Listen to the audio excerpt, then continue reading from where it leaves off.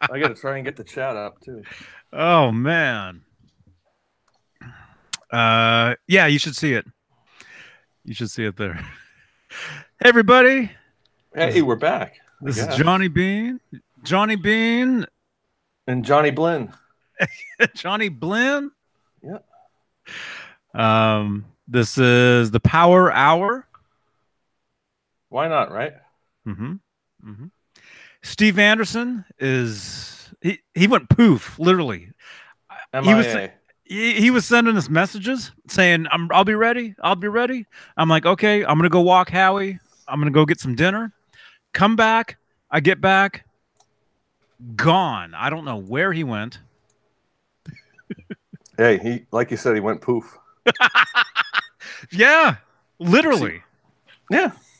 Hey, Michael Smith. It's just the mystique that he's building. He's really trying to be mysterious. You know, you never know when he's going to appear, and he's got random things to say, and we all love it. So yeah. Well, he's got the link to this. So if he just poofs right in or whatever. Michael Smith's in here. Maybe you can poof in. Michael, hey Michael, do you want in, man? We're only going to do like an hour tonight. Yeah, because normally we go until midnight anyway. Sodapop, thank you so much, man. No, thank you, Sodapop, man. That was very generous. That was awesome. I'm thanking Sodapop myself. I definitely owe him a poof shirt, so we're gonna hook that up. I'm gonna get him a poof shirt for that. A soda poof shirt. My first EVH autograph. I've got Michael Anthony. Now I'm gonna have to get the other 3 or 4. I've got Michael Anthony. Now I'm gonna get EVH.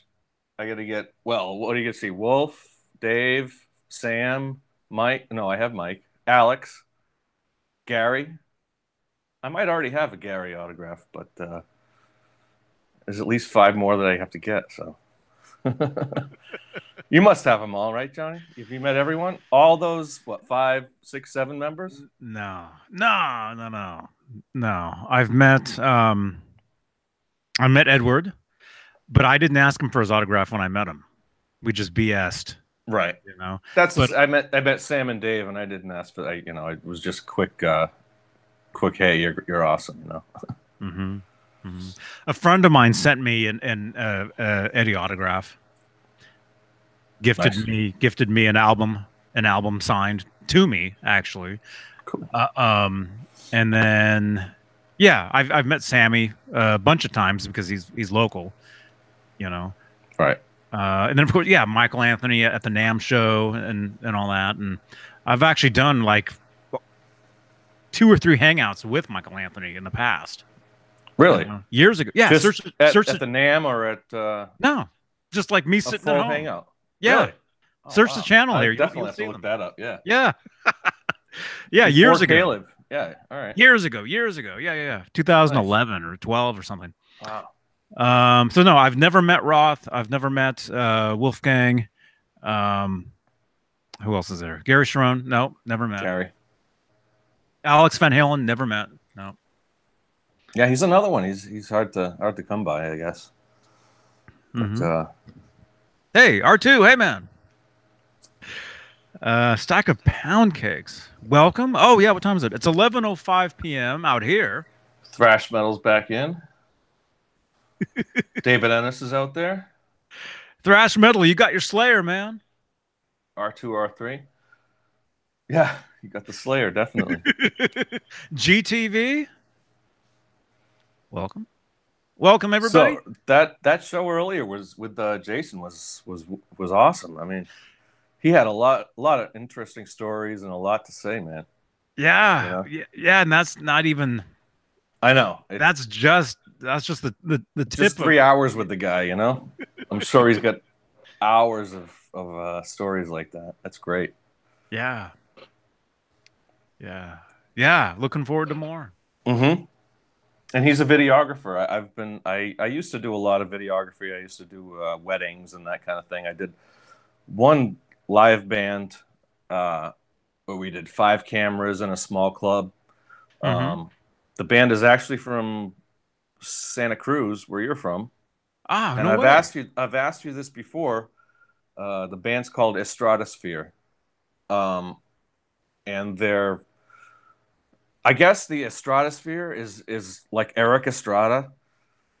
I don't know. I don't know if it has anything to do with that, but they're like a, sometimes they're a 5 piece, sometimes they're a 9 piece. But we did a show in a small club with like 500 people uh, in Boston, and Hmm. we did 5 cameras, and I've got the masters of it all. I've edited it all. I've, there's nothing really further that I can do with it. I put a few clips on YouTube and stuff like that. Um, I guess I don't know what we were intending to do. We asked them earlier before the show. We emailed them and said, like, we want to shoot the show, and they gave us all, as much, free reign as we needed. And I'll post some of that to YouTube. My latest YouTube channel. I've had several, but so yeah. I mean, I guess the highlight of that band is a guy who plays it's called a shamisen. It's a 3-stringed, like, kind of Japanese instrument, and he plays it Uh-huh. with it. It's almost like an ice scraper that you would use on a car. But Really? supposedly he's one of the premier shamisen players in the U.S. I'll get you the info. I'll send that out to you. But Yeah. you may know Yeah, some yeah, of the yeah. guys. That they're all apparently they're out of Santa Cruz. So that's your area, right? Wow. Yeah, yeah, well, yeah, I've lived here 3 years, Mhm. but no, I don't know anybody here. Right. Yeah, and that's, I mean, the only contact we had with them was that show, and I emailed them back and forth a few times. I gave them a copy of the show and everything, but they weren't the kind of band that would have the money to kind of make the project, a reality, to make it a DVD or anything. They have a Hmm. few albums out, and they're amazing. I mean, they're just full on avant-garde musicians who check them out. It's called Stratosphere, Estratasphere. And so I guess I get the Eric Estrada thing from one of their songs. Kind of has the Chips theme in it. Uh, you know, like they're driving down the highway on their motorcycles, and it's got that theme going behind it. Yeah, Uh, yeah. So one of the singer plays a fiddle, he plays a trumpet, and he plays guitar. It's just a crazy, and a great band that I discovered long ago, and I did the video with them. I had uh, I got to do something with the video eventually, but I haven't done anything with it yet. Hmm. But yeah, Hmm. I'll post some clips to Discord or wherever. Oh, So man. Johnny. I was saying Discord's becoming a desert. People aren't. There's nobody there anymore. I know. I know. I don't we're up to how many members? 80 something You were members? saying, yeah, 80, 90 members. Something like that. Yeah, and there's only like A handful of us that you would. and me. Absolute Mayhem is usually in there. Yep. Or online, at least. Yeah. Online over there. Yeah, a lot of people, they just signed up, and well, the problem with the Discord, although I don't see why there's I kind of understand. I understand what's going on. Is the Discord? Ding. We got time to go. Um, what that is it's really used for a lot of gamers use it. Right. A lot of YouTube gamers, Yeah. Twitch, people, and a lot of people that watch this. I don't think they're really aware of a Right. lot of that stuff. You Well, know? a lot of it you could do with Facebook, and a lot of it you can do with Instagram and that kind of thing. But Yeah. I guess I don't know. The appeal is that you can create your own little channels and strings that or threads that go, in all the different directions that you specifically want. Uh, you know, in our case, the Van Halen links and the guitar links. So, but for a while it was popping every day, you know, but lately it's been dying out. So get on there, get on the Discord. Ding, ding, ding. Oh man, I'm over there every day. Every day. But yeah, and usually I am too. You know, there's a few, like you say, there's a few people that are still checking in every day, but not enough. Always there. Yeah. Yeah, I know. I know When I you post guys. something like the hamburger guy from Better Off Dead, you know, nobody reacts to it with that guitar, the shark guitar that has the whammy bar in the wrong place. I guess nobody cares about it. Nobody sees that, but you know, go to Discord and let's discuss that. I don't know what that director was thinking, but yeah, I know. I remember seeing that clip. Yeah, when I was a kid, after I was aware of that guitar and being like, wait a minute, why is he wiggling the whammy bar where the switch goes? yeah. Well, I'll tell you, I'll be honest with you. The first guitar I got, a Harmony Strat, it had a Fender style tremolo on it, and for the first week or two that I had it, I was trying to figure out how the whammy bar worked, and I was just pulling it up and down, or you know, around the radius of it without bending it down or anything like that. I thought it was like some kind of mechanism that if you just pulled it up, it would make that tremolo noise. I mean, I was 13 years old. I didn't know what I was doing, but so I thought that. And then a friend of mine came over and he's like, "No, you got to bend it down. You don't just pull it up. You got to bend it down." So that was my very first experience as a teenager. That I didn't even know how a whammy bar worked. You know. Yeah. Yeah, because it's I mean, there it is right there. I mean, it's basically it's just an extension. It's just a tool to move the bridge. That's all it is. Right. You exactly. know? And when you don't know what it is, and if you're watching the guy from the hamburger, you know, play it, he's just spinning the thing around. For all I knew, that was correct. You know, back in 1984 or whatever it was, whenever that came out. You know, man. It was like, you know, maybe an electronic mechanism that it was like a dial that you had to turn and turn with a bar. I don't know. Yeah. So, who else is in here? Mad Dog. Scott Nickerson. Hey. Sodapop, thank you again. Sodapop, man. Good stuff, man. I'm excited.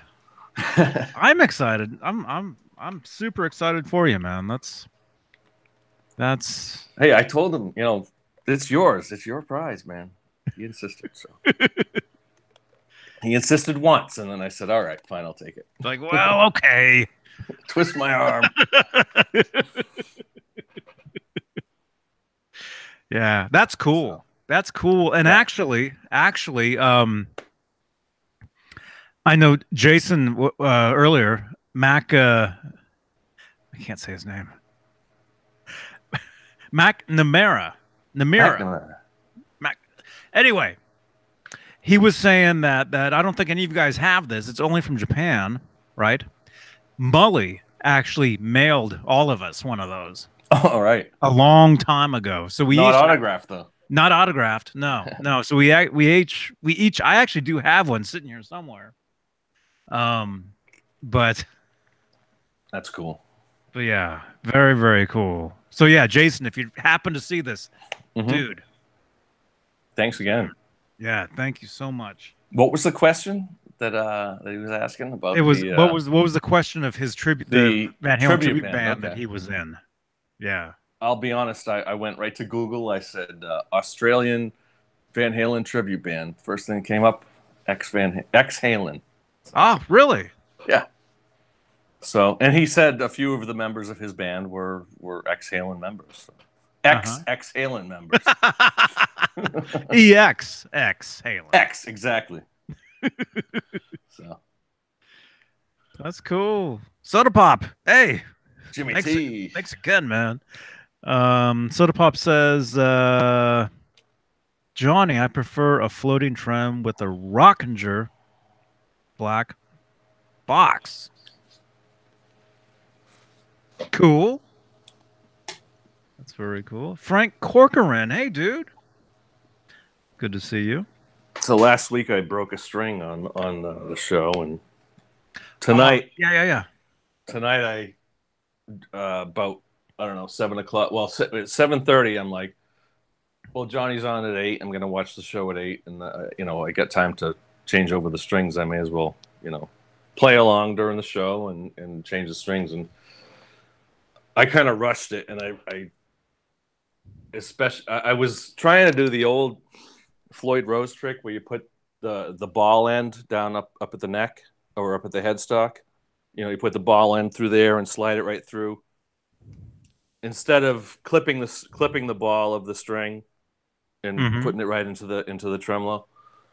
So I did that with the first string, and I started like winding it up, and it was way too loose, and I kept winding and winding and winding and winding, and I'm like, oh damn, I gotta start pulling some string through and everything.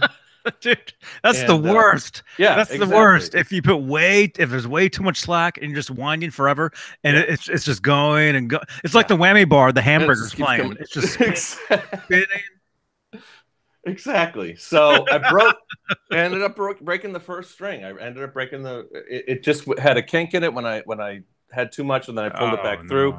So I opened another pack. I had a 3-pack that I had 2 left in, and I finally I got it up and running. But even the G string is, if you can see, it's kind of like kinked up in there. It's kind of looped up in there. But you know what? That's the advantage of the Floyd Rose, that you can lock it up, and hopefully I don't have to touch it for a while. Yeah. Oh no, if it's locked at the nut, it should be fine. Yeah. It should be fine.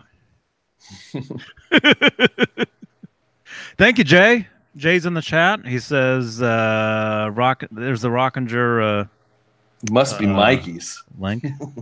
Yeah. Is that where we're at in the video? I haven't even been paying attention. So actually, we're at that's the end. The end of both worlds. Okay, that's the poof. The end of both worlds. Yeah. Actually, no, Caleb, I won't be whispering tonight because I'm stag. I've been stag for like a week. You guys behind me, you wouldn't believe the mess of this place. So no, actually, I won't be whispering. Is Caleb in there? Come on in, Caleb. Guru, hey man. Yeah, Caleb, you want to jump in? Yeah, this is the Steve Andersen is missing power hour. Steve vanished.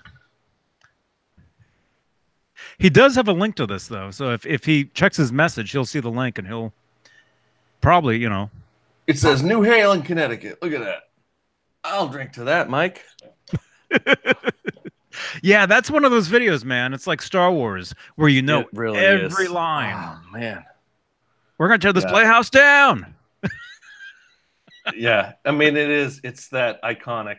Just we're comparing it like, I guess we were comparing it a few weeks ago to Metallica's Seattle, but that has to be Ice-T in there, man. There's no way he could chug that and go the rest of the show. Well, he spits half of it out, and Sammy spits all of it out.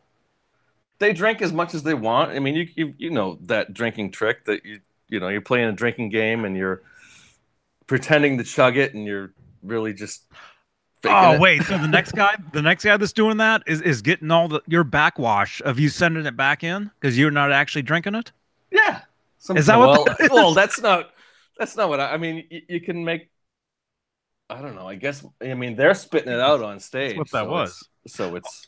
But it's alcohol, so it's killing. It's killing the bad breath. It's killing the one guy's bad breath. Not Jack Daniels. That's not killing anyone's bad breath. Man.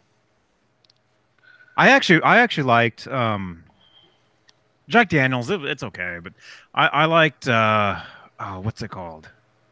I was never a whiskey guy. I couldn't. Jack Daniels. What's the other one? There's a little it's like Jim Beam. Not Jim Beam.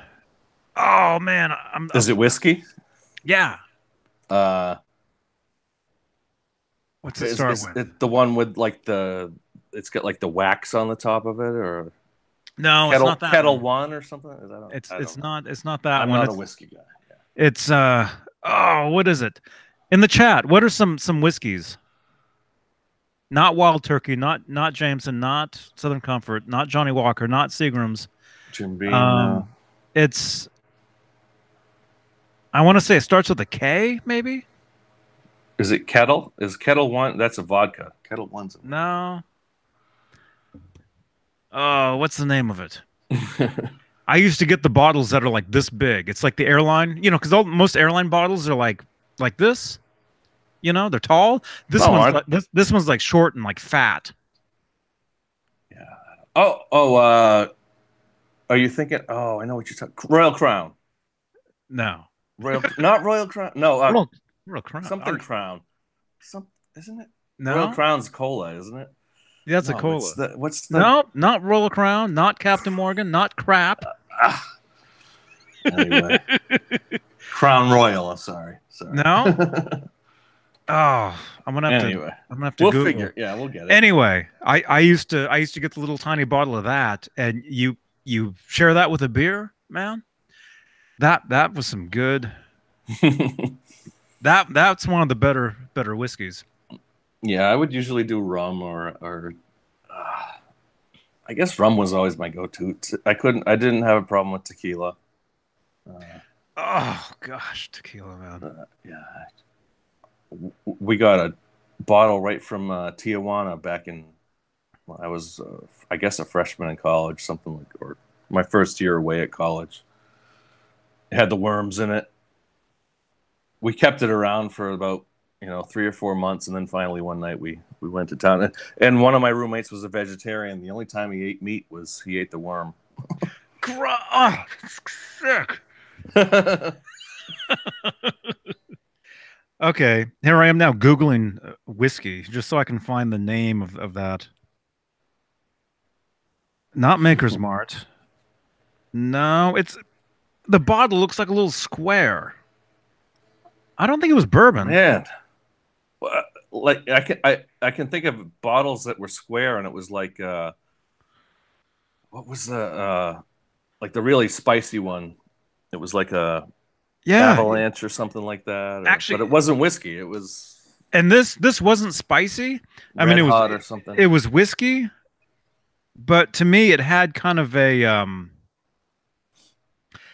This might sound weird, and it's been over 10 years since I've touched the stuff, but it was almost like the first sip of the stuff. It burns, but it almost gives you almost like a butterscotch. Man. Like taste, like the very. This is gonna kill us, man. What's the heck? What is it? It was good. Again, I'm thinking of like the spicy kind of schnapps type of stuff. Yeah, but it wasn't. It wasn't that red hot or something like that, or right. But, yeah. It wasn't any of that. Okay, there's Wild Turkey. I'm looking at all these little bottles. Well, a lot of the bottles were rectangular, square, like Jack Daniel's or Jim Beam. Yeah. We're gonna spend the whole time trying to figure out. I know, right? Wait, no, it's not that. Still haven't got it in the chat. Canadian Club, anyone? No. That's a popular Kentucky whiskey. Go to A to Z whiskey. 5-star whiskey. Man. Whiskey A to Z. Kitchman's, Jason Wade says. Jaeger. Sambuca. Oh, gosh. That's it, Mad Dog. Kentucky whiskey. Fireball. Goldschlager. No, this was years before all that Fireball stuff came out. Yeah, go to Kentucky. Go to whiskey A to Z. I don't know, man. Mikey is still playing that bass solo. Those yellow jeans.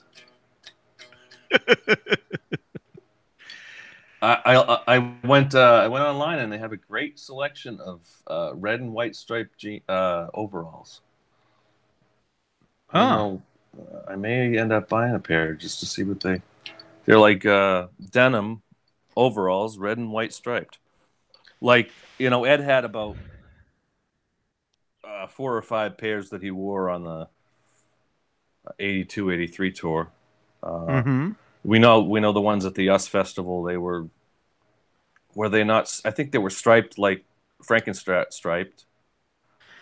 Yeah, And right. some of the other ones were simple like red and white stripes. Maybe they were only like 3 or 4, but Oh man. there was another that was more white. It had more white in it. Maybe white, white, red, and black, something like that. You guys, this is way too many whiskeys here. Johnny, forget it. I've Johnny. never heard of any of this stuff. Kool-Aid. Anyway, whatever the stuff was that I would get, there, Jason Wade, Knob Creek. That's what it was. Yeah. As soon as you say it, I can picture the square bottle. Knob Creek. To me, that was the best out of the bunch, man. But I can't touch any of that stuff now. No way. I used to drink like half a bottle of wine, and then drink like 3 shots of what was the stuff? Was it what was? I can't even remember. Anyway, what era was this? How old were you when you were doing this? Oh, this was like 10 years ago, man. Okay. So I was like, well, if I'm 29, I was 19. Yeah. So realistically, like your early 30s, you were doing this.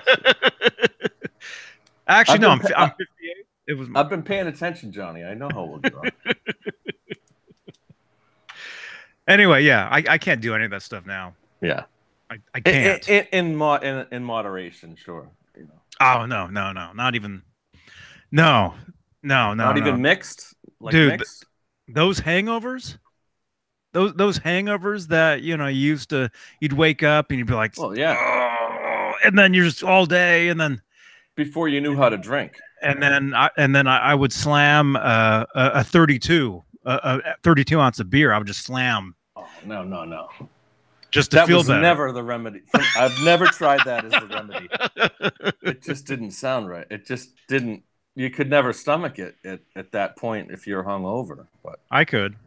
No, I could. I discovered the remedy is a big glass of water and 2 Excedrin or 3 Excedrin if it's bad.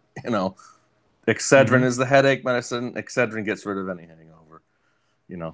Before you go to bed, take that and you're all set. So. Yeah. But yeah, hangovers now, not worth it, no matter what it is. It's not worth it. Absolutely. No. At our age, forget it. No. You can't function. I mean, you have to plan if you're gonna have one of those nights. You really got to plan it. Like in a week in advance. Like, all right, I get next Saturday night off, and then I can. But no, it's not going out with no. The next day, it's not worth feeling like that, no matter what. That's why you gotta drink smartly. You gotta drink smart. Yeah. Well, the problem is you drink too much, you get sick, and you're like puking, and which I've only puked. I've never. I don't think I've ever actually gotten sick like that night. I'll tell you the worst I've had, and I'll be quick. Toad's Place. Toad's Place, the club in Connecticut, New Haven. You don't know it? I don't know. No. Toad's Place is a legendary. Jay played there. He was saying Caleb and his band played there. Mm-hmm. The basement of Toad's Place, which is a dank, gross, not basement, but the lower basement bathroom.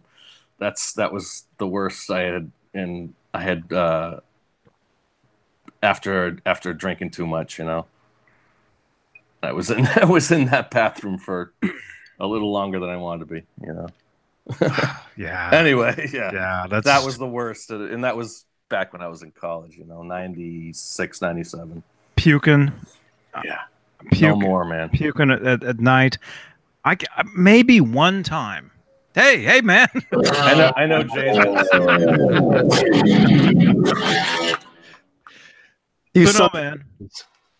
I put you on. I'm like, okay, they're on. I'm just gonna sit here and noodle while they're on. And I'm like in the chat, and I'm barely playing. I'm like, God damn it! Now I gotta get in there. You know Toad's Place, right, Jay? Say again. You know Toad's Place, right? Yeah. Yes, I do. Dank hole in the wall in New Haven, but a great rock club. Mm-hmm. I got a T-shirt somewhere. I'll have to find that someday.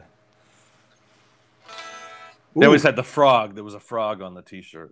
Frog. This thing is obviously Toad's Place. Mm-hmm.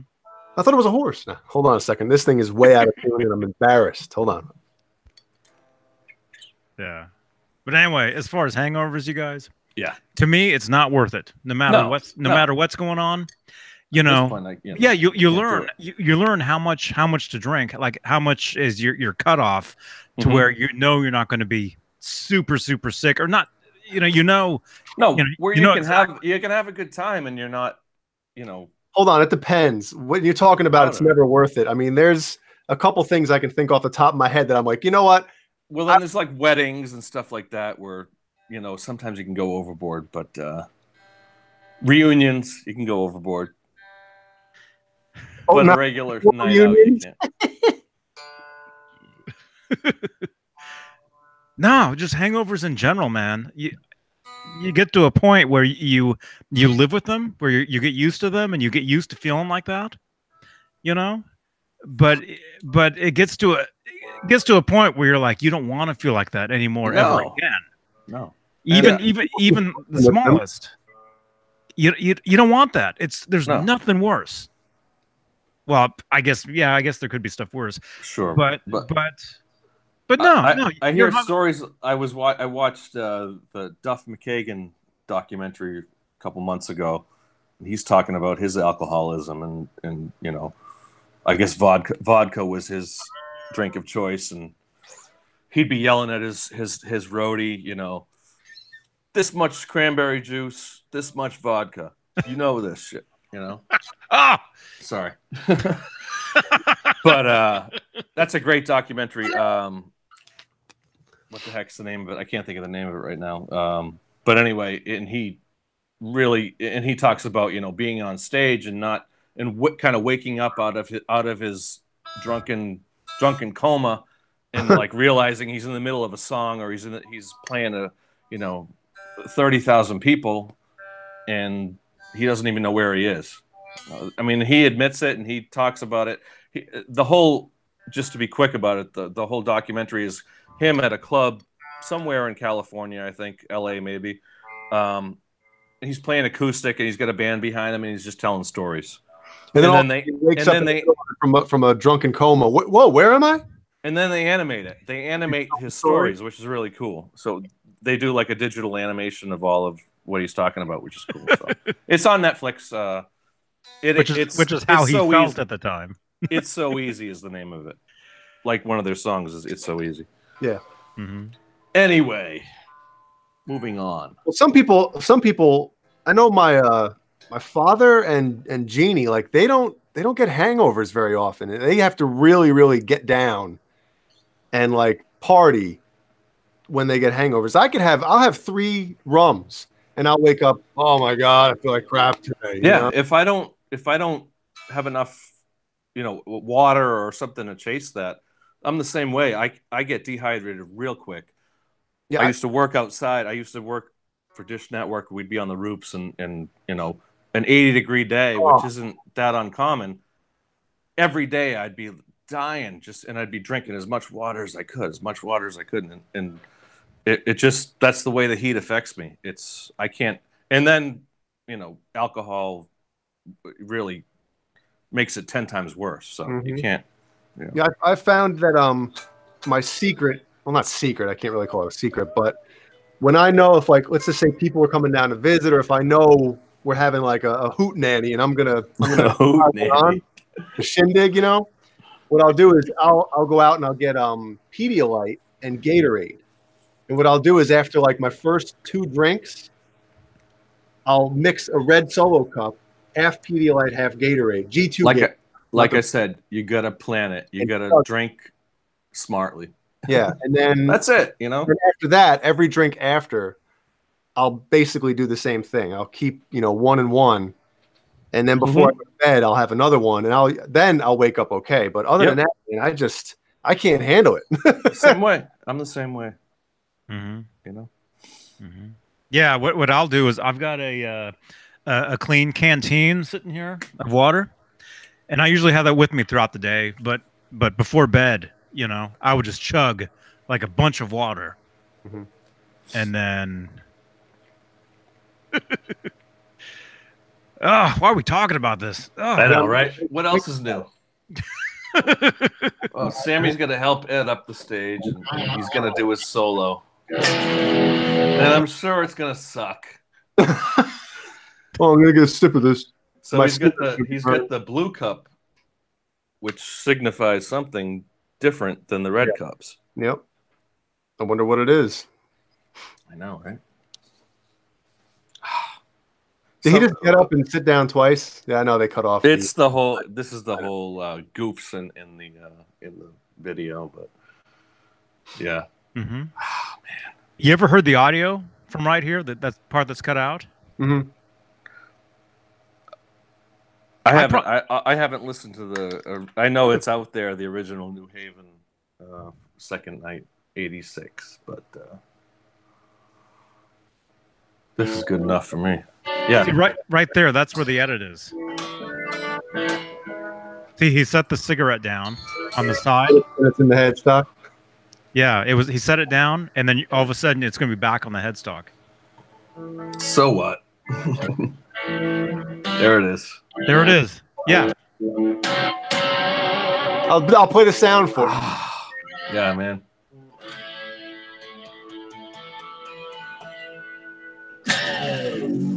There it is. Oh, good sing.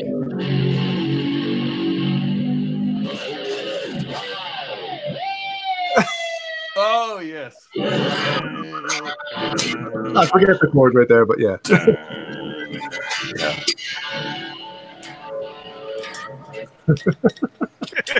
So you guys know about the that clock in the background, right? Yeah. How many drinks that he's had. Let me see if I can get back to it. It's got the. You said that was for filming, right? Timecode, yeah. Let's see if I can get it. I don't know. I don't have a mouse with this computer, so I gotta do the trackpad. No, I can't. You can see it in the I think One Way to Rock, kind of early on in the whole concert. You can see it. So it's called SMPTE Timecode, SYMPTE, Society of Motion Pictures and Television, PE, something. And so it syncs to the. So when they were filming Live Without a Net, they used 16 millimeter film cameras, which don't record sound. So, and the reels only were about 10 minutes long. So you put in a reel. There were 13 cameras or something like that for this shoot. Each camera would do their 10 minutes, and obviously with 13 cameras you get overlap. So each camera would at least capture something while they did a reel change. They changed the reel of the film. The 16 How long would that have film. taken on those cameras, John? What's that? How long would that take? Like a pit stop? A reel change? They could probably do it in a minute if they were good. So if there was 13 cameras, so did when the whole concert started, when they didn't all start at one time, because then in 10 minutes, right? And you want to have cameras, probably the rear house cameras, or even the close-up cameras that you want to delay to so that you do have the overlap. Yes, they would overlap them, and so what they would do as soon as they put a reel in and they started it, they would shoot that time code. They'd actually physically shoot. I shouldn't say that SHOOT, but well, they would film. They'd film the time code just to get so they can sync it with the audio. So they'd film. They'd film the time code. Somebody on stage doing this whenever they change with the thing. Exactly. So yeah. So and then along with the 24 track audio, whatever they had, that would have the master SMPTE time code on it too, so you could sync the picture and because this was film. This was video. You can record audio and video at the same time. Film, you had to do it separate, and That's what I love. One of the best things about this is that someday it will be out on Blu-ray. Someday it will be in high definition because it's out there somewhere. God, I hope so, man. Yeah. Steve Butchnoff says, me and my brother used to blast that video in the apartment we lived in back in the day. The neighbors above us used to complain about Alex's drum song. Man. I went to college with a PVPA system, 800 watts, and we were in apartments, you know, throughout University of New Haven, and I had a PV, you know, SP2, I think they were the cabinets, and like I think it was an 800 watt amplifier, the Mackie mixer, the 1202 I think it's the 1202 mixer, BBE, and just crank everything. You know, we'd have parties, we'd crank it out to the quad and everything like that. So definitely the loudest system on campus. But let's go streaking through the quad. Yeah. So we had a lot of fun. Anyway. Hey, Simon. Simon Williams isn't here. Jimmy T. Hey, Simon. Welcome. G. Hey, G. Sodapop. Sodapop, thank you so much again, man. For the panel, he's asking, who's the only band who could play drunk and sound good? Van Halen. Apparently, Alex was a mess on this tour, but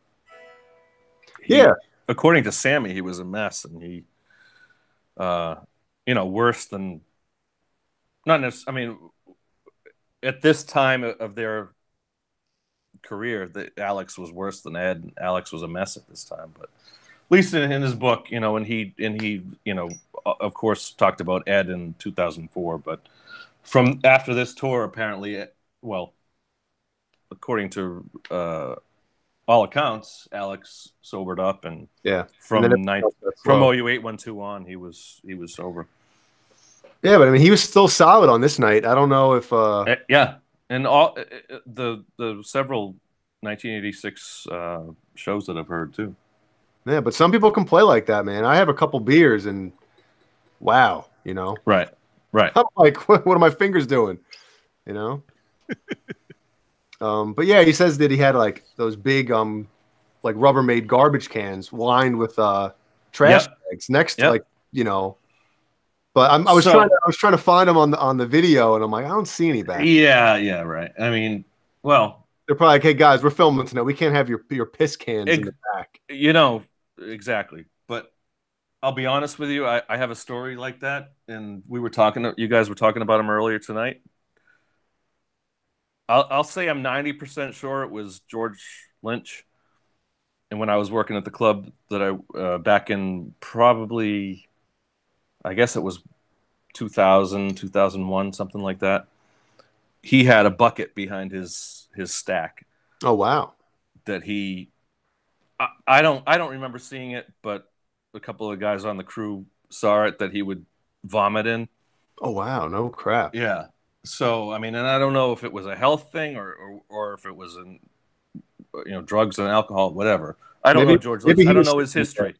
I don't know his history with that, but that was apparently, you know, I remember, you know, a friend of mine saying, did you see him go behind his cabinets and, you know, blah blah blah.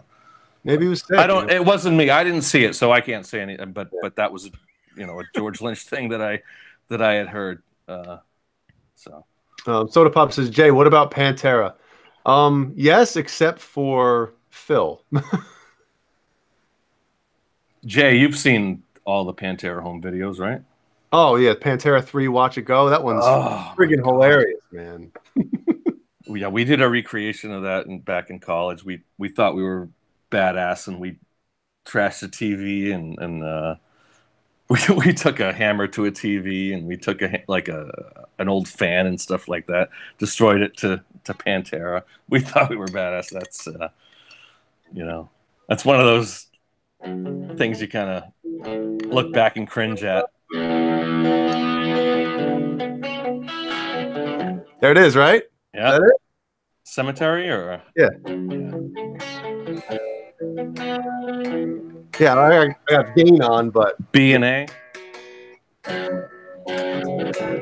hold on. Let me see what we got here. Let's hear it. That's really twangy. It should be.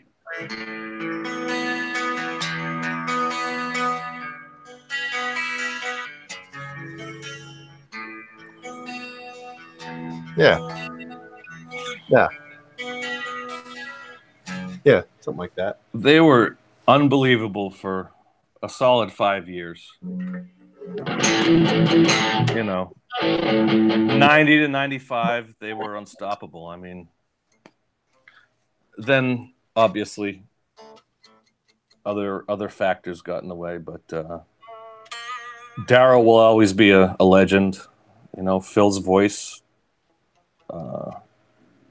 and Vinny and Rex. You know, have you seen the Hollywood video? 92 Hollywood.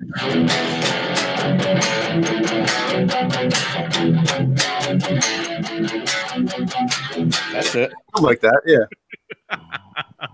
It's been so long since I played those, man. It's like, well, oh yeah, that's right. You know, if you haven't seen it on YouTube, all over the web, Hollywood 92 Pantera, and it's the greatest hour of thrash metal you've ever heard. You know, and it's a video. It's got a one angle shooting right at the stage, but the audio was incredible. The audio is from an FM broadcast. The video's from just a home video camcorder, but that is bar none the best Pantera live video that's out there. If you haven't seen that, everyone's seen the Donington, everyone's seen the home videos, but that's probably the most popular YouTube full concert that they have. But the best thing about it is the audio was incredible, and it's an hour. I think they were opening for, I don't know who they were opening for in '92. It may have been their own show, but it was the Hollywood Palladium. I know that they did they did something with Skid Row. I don't know if that was then. Mm-hmm. Might have been, because then they would do Cold Gin at the end of the night together. They were huge Kiss fans, and definitely Sebastian Bach was prominent in the home video. Yeah, taller than everybody. Yep.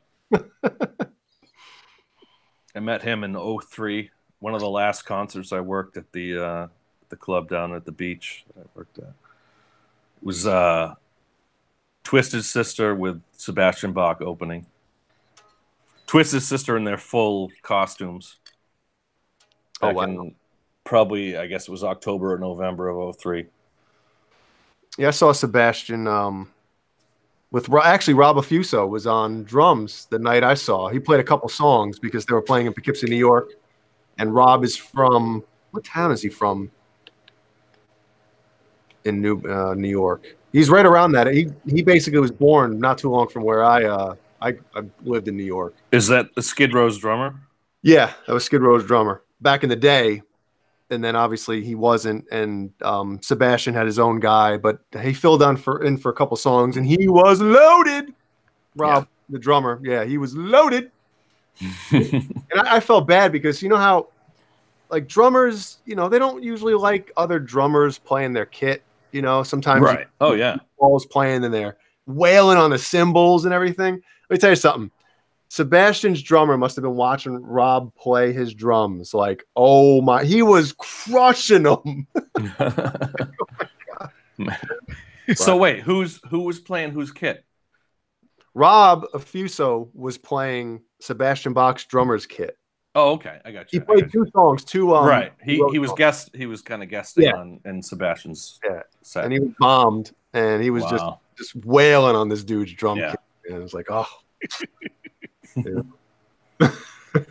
Well, one of the things I learned working a lot of those local shows is that a lot of bands, especially those bands at the time, 2003, that would be traveling kind of in a trailer or something like that, would come by and they'd rent their drums, if they were playing a club that, a lot of bands would rent their gear.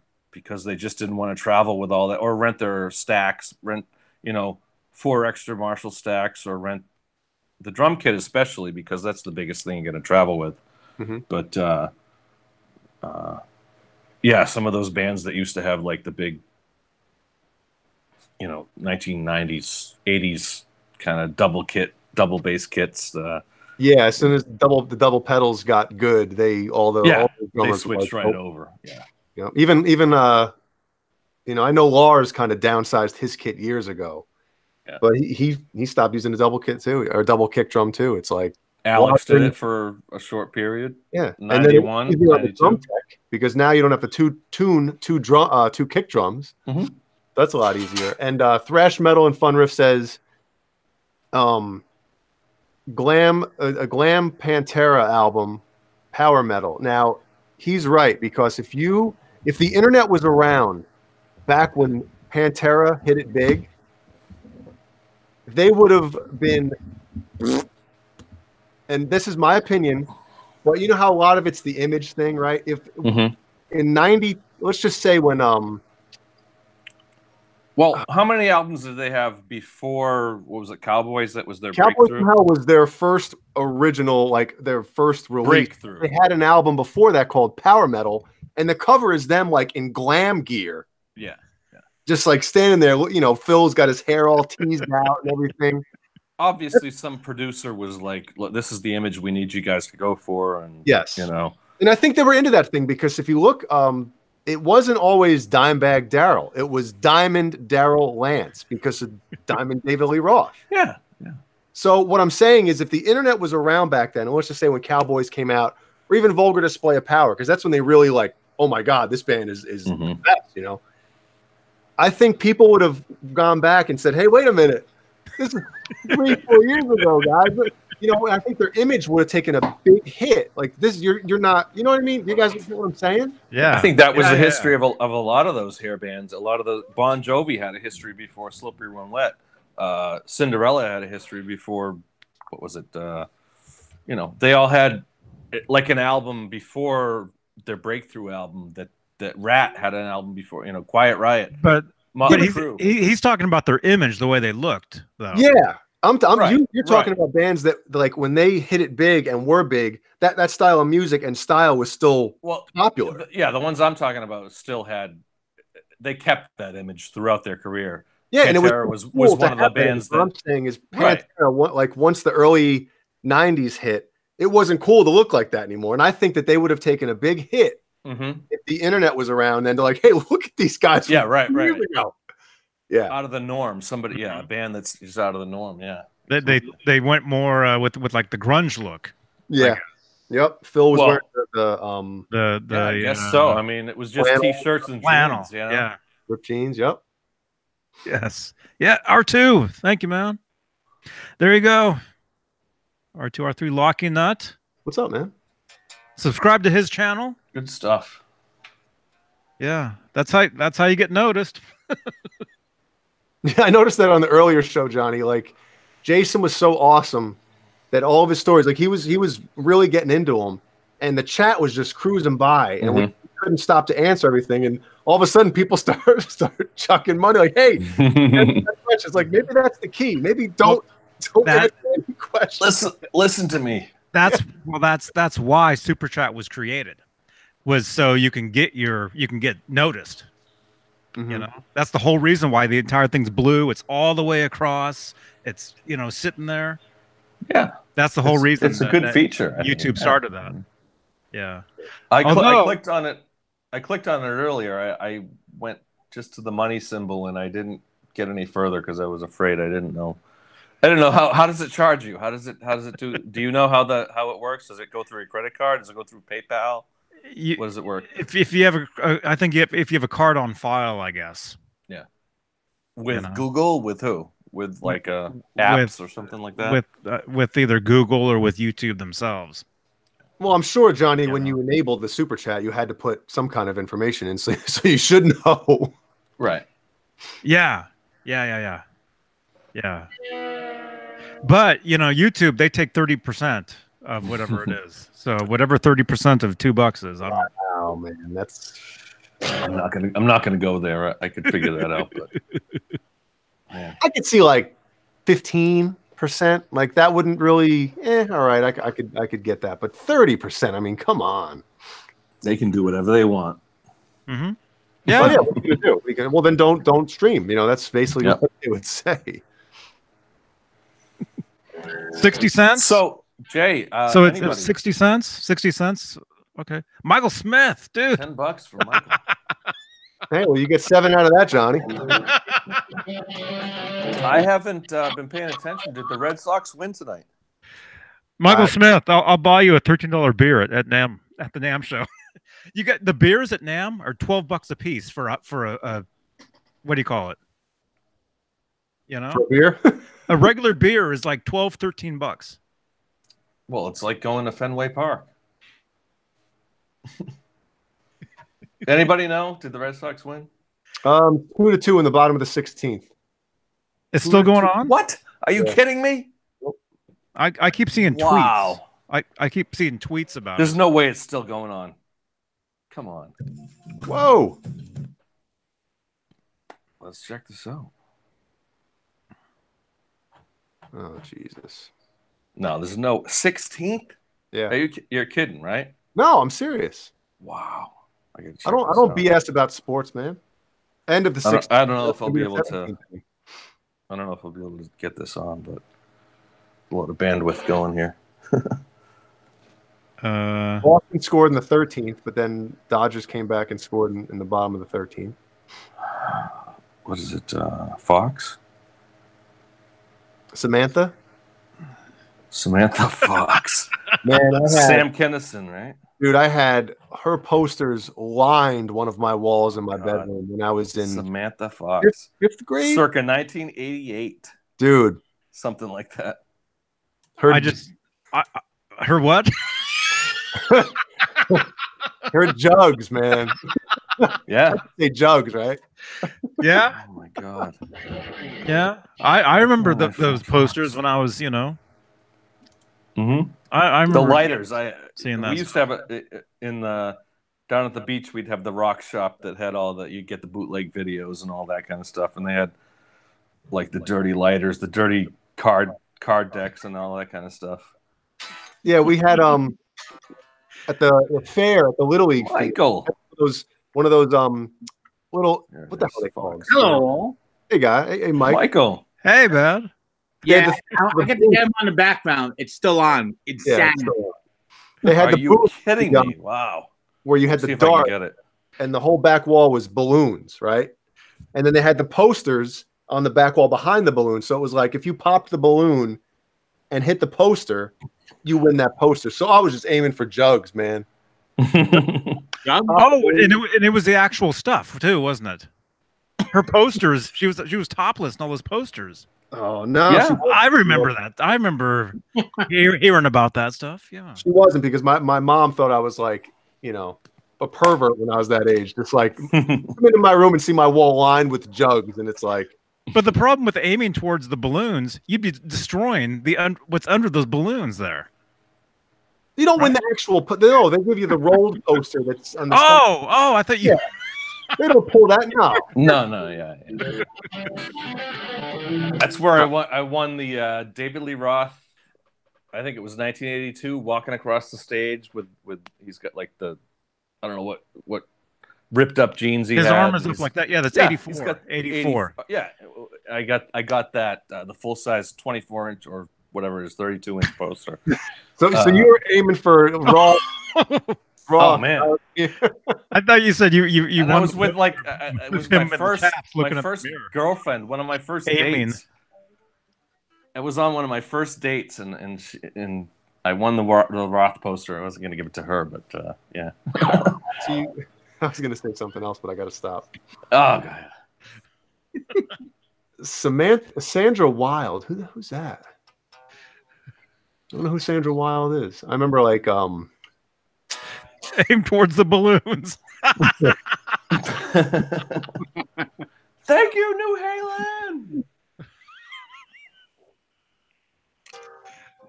Man, Sandra Wilde. I don't remember that. There's my girl right there. He was looking You know she's like a grandma now, right? Yeah, I know. She's so 1986. How old is she? 18? Yeah, she's probably 18 there. 86. Yep. So she was 20 in 88.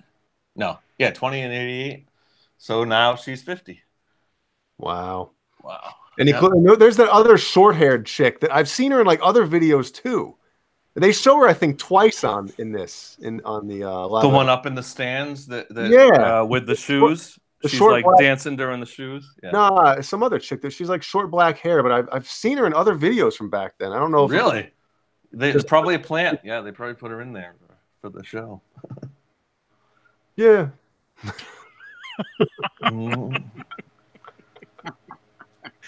Yeah. Mad what song? Throwing darts at the assless chaps poster. I know. That's what I was saying. Oh God. Michael, how you doing? Good. Good. Hanging in there, man. It's all good. Great show earlier tonight, guys. Holy moly. Was that cool? Yeah, that was great. Yeah. Jason, what's his last name, Johnny? How do you say it? McNamara? McNamara. Well, he was telling us, I think when we were done, he was telling what I've known a few McNamaras. Yeah, it's McNamara. He's saying it's McNamara. Oh, well, yeah. McNamara. In Australian or in British. Yeah. America. McNamara. Yeah, what an interview, man. That guy, the stories. I know that just basically tipped the top of the iceberg with that, but holy moly. Yeah. I mean, he's got a ton of them, man. I'd love to listen to a whole bunch. Everyone. I mean, God almighty, how many stories? Yeah, I think so, right? When he toured 5150, did he do a full video with that as well? I at that point I don't remember what he had said at that point. He was touring 5150. Was he? And this was what 2000? What did he say? 14 or something like that? 2014? No. This was earlier. This was just 2 years ago. Yeah, I think it was like 2017, 15. right? This was whatever. Because when I met him at NAMM, he had just done that like a couple days before. Okay, so he toured in whatever a couple of years ago. Did he film that? How much did he film? Was that part of? Go ahead. I know there was an unreleased. Somebody had posted an unreleased video of a tour of 5150. No, and that wasn't him. Okay. No. That was not Jason. No, that was another guy who was I guess from what the story is that the guy was going to make a documentary or something. Right. And then they decided they didn't want to do it. Well, I don't even know. I've just heard what I've read on the internet, but no, I don't think he filmed that much. I think it was mostly just being there in the moment and watching. I think I was chatting with Sodapop at that point. From what I understand, Johnny, I think he was saying that they let him film some stuff, but when it came down to Eddie like playing, that's when cut it off. When Matt Bruck said no. You know, I think he asked them, is there any chance I could film it? That's when he said no. So I think the way I understood it is he did have some footage from the inside, but they basically, he's not going to show anybody any of that stuff. Well, didn't he say he has a whole bunch of footage from basically his entire career, filming a bunch of stars and whatnot, and just keep it. It sounds like he had some access to some really big time, iconic people. Yeah. And his credit and to his character, keep it under that lid, man. If they tell you not to do it, don't do it, man. Treat them like normal people. Exactly. I mean, that's what I was on countless national celebrity, national acts buses and in their dressing room. I saw one of the funniest things I saw. What was it? The Righteous Brothers. Oh, Bill Medley. After the show, I was bringing them their whatever their dinners or their lunch or whatever, at that, or their drinks at that time. Bill Medley's sitting there in his black skivvies. Bill Medley and whoever else, the Righteous Brothers, just sitting there. And you're like, can I film you guys? No, this was way back, before any of that. But rock stars at their most vulnerable and at their just in their dressing room at their most casual as well. Mm-hmm. Willie Nelson. I was on Willie Nelson's bus. That was something. I mean, Kansas. I hung out with Kansas, the band Kansas. Hung out on their bus for. I got a story about Train that looks so goofy with no audio. I'm sorry to cut you off. That just looks so goofy. It's awesome when the music's playing with it, but yeah. Well, it was the '80s, man. But yeah, I got a good Train story. I'm not gonna. I won't share it tonight. But Train, the good band Train. I got a good story about them sometime. Mm-hmm. Yeah, they're from here. Mm-hmm.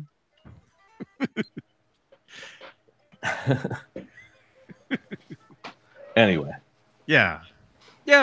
Just treat people as normal people, and if they tell you, please don't release that. Please keep that to yourself. Mm-hmm. That's Well, it's a good way to commit career suicide if you go ahead and do something that somebody didn't want you to do. Mm-hmm. If they're trusting you to like. And it's not just what'd you say was the Isley Brothers? It's not just the Righteous Brothers. Yeah. Oh, okay. It's not just them either. It's anybody. Let's say on Facebook, everybody's taking pictures of everybody. Mm-hmm. And if I take pictures with people, you'll notice tonight when Jason was on, when I've got a picture of us together, I'm like, I have a picture. Is okay if I asked him if I could show it. I didn't just show it. I asked if this is okay. There used to be tour managers that would do those, like, okay, I'm going to take the picture. I'll take your camera. I'm going to the meet and greet. I'm going to take your picture, and they would purposely make it out of frame, like put the heads down or something like that. I knew tour managers that would like. I didn't give them a good picture. They were backstage. They had the passes. They had everything, and the tour manager on purpose would put the person out of the frame and take the picture. He would take your little Kodak Instamatic or whatever, and he would take it and he would purposely shoot it out of frame, just because they're not going to let you or your friend take the picture with the celebrity. The tour manager is going to say, all right, I'll take the picture for you. Takes the picture and he puts it out of frame for you on purpose. That was, I don't remember who that was, but somebody, I think it was Meatloaf, and he specifically said, I take them out of frame. I don't put them, he doesn't like this or whatever. He doesn't like that. Anyway, what little inside stuff like that I've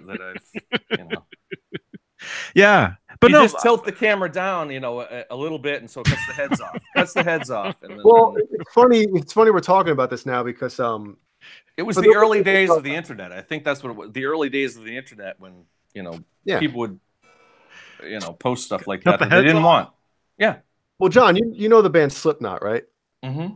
So we, I don't talk about this very often, but when my band was signed to Sanctuary Records, it was under Clown from Slipknot's kind of section of the record label, if you want to call it, whatever the hell you call it. So he was in the studio with us, Now you said Clown from Slipknot. Is that actually one of the guys' names? Yeah, well, Sean Crahan is his name, but okay. Like when you see pictures of Slipknot, he's the Clown, right? So he goes by Clown, whatever. Mm-hmm. So at this time, this was the end of 2004, So at that time, nobody knew what they looked like, because whenever they would do any pictures, they'd either have their masks on or they'd have their hands covering their faces, So when we were in the studio with him, you know, obviously there's pictures being taken, there's video being taken. So whenever we did certain pictures with like the band and him, he would have his hand like doing this type of thing in front of his face, you know, so you couldn't see him. The Kiss thing back in the 70s. Okay, same type of thing, right? So, but there was also like, yeah, we would do a couple like that, and then there'd be us just hanging out. I got pictures of him with my parents, you know, like hanging out and shit and stuff. Sorry, Johnny. So, anyway, at the time, you know, we were told like, hey, don't show, you know, don't let these pictures out. Like any pictures that you guys share or that you show people. So you were saying like 2004. Yeah. So yeah, like the early days, MySpace and that kind of stuff. Yes, coming exactly. up online. Yeah. Back then, it was even Napster. You know. Yeah. So, but anyway, I think like maybe 3-4 years later, they started doing, you know, stuff without their masks or whatever. But whatever. But yeah, people didn't know where it was going to go. People didn't. I mean, and now even you were right to be cautious back then, because anything that was, you know, you may have let your guard down for a little while in 2004, and people have video of it now, and it's all over the web, and it's been out there, and you know, for whoever it might have been. Right? Makes you think about Kiss and like how the difference when they came up with all this makeup stuff in the 70s. I mean, it was a lot easier to conceal who the hell you are. But do you think when Ed and Alex were recording with Gene Simmons, do you think he had his makeup on? No. I mean, it was like there was plenty of opportunities out there for people in passing to have seen him without their makeup. And I'm sure there were like some of the underground rock magazines and stuff like that that had like, oh, the exclusive of Kiss without their makeup back in the day, until they revealed it on MTV in whatever it was, 82, 83. Well, the thing is, yeah, with Gene Simmons and those guys, back before they revealed, you know, themselves, I'm sure if any magazine would have published any of that stuff, they would have been sued. Yeah. Right. Yeah. And because they knew what they were. Yeah, they were the marketing geniuses. They were the, you know, and so there were pictures that would come out in the back, like the back page of like, what's one of those magazines? Not Circus, because that was after, but those earlier ones. Hit Parade and all. Hit Parade or something. Yeah. Well, I guess Circus was around in the 70s, but you would see like the back page of those guys, and it'd be like Gene Simmons, but he'd be covering half his face. Yeah. Yeah, I remember those photos. Yeah. Yep. You know. Hospital, do you want his home phone number or his mobile or his address? Which one? Was he looking for? No, he's asking for Clown's phone number. Imagine if the 80s were going on now with all like the glam bands with the internet, how it is. Like there'd be Facebook groups for groupies of certain bands, like posting who they were with the night before and stuff like that. It'd be crazy. These guys would be able to keep anything private. It'd be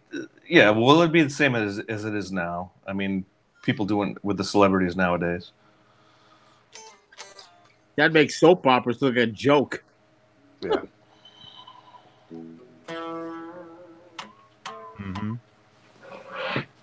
Here we go. Unleashed. Martha Quinn. Oh yeah. Lee Janes.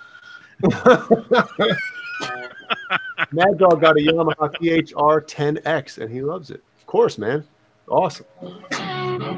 Those little amps are amazing, man. Oh, yeah. Awesome, man.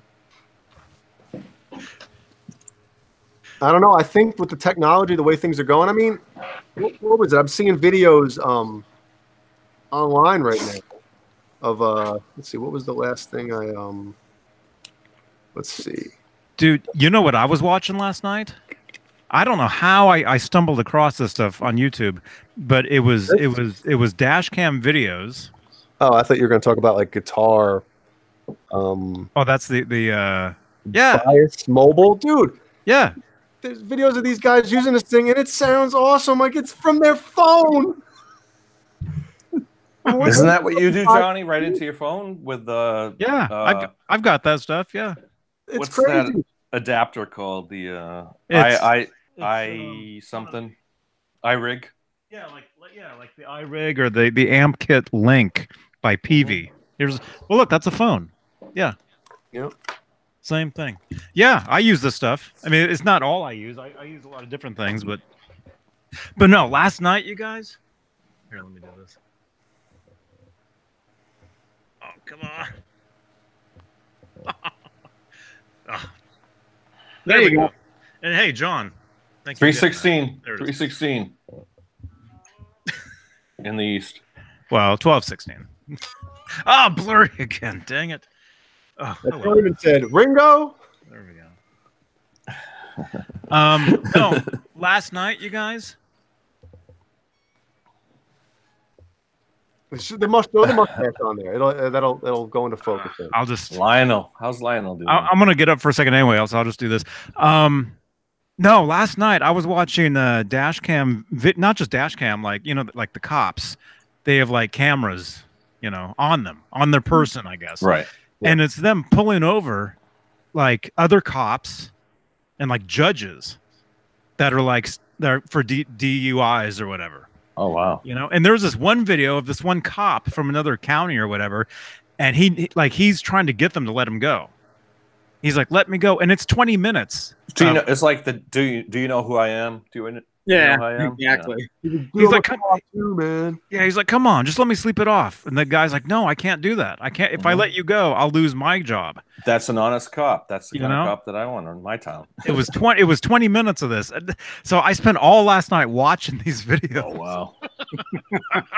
So now my feed is nothing but that stuff. And I'm sick of it. I don't want to look at it. You might like. Yeah.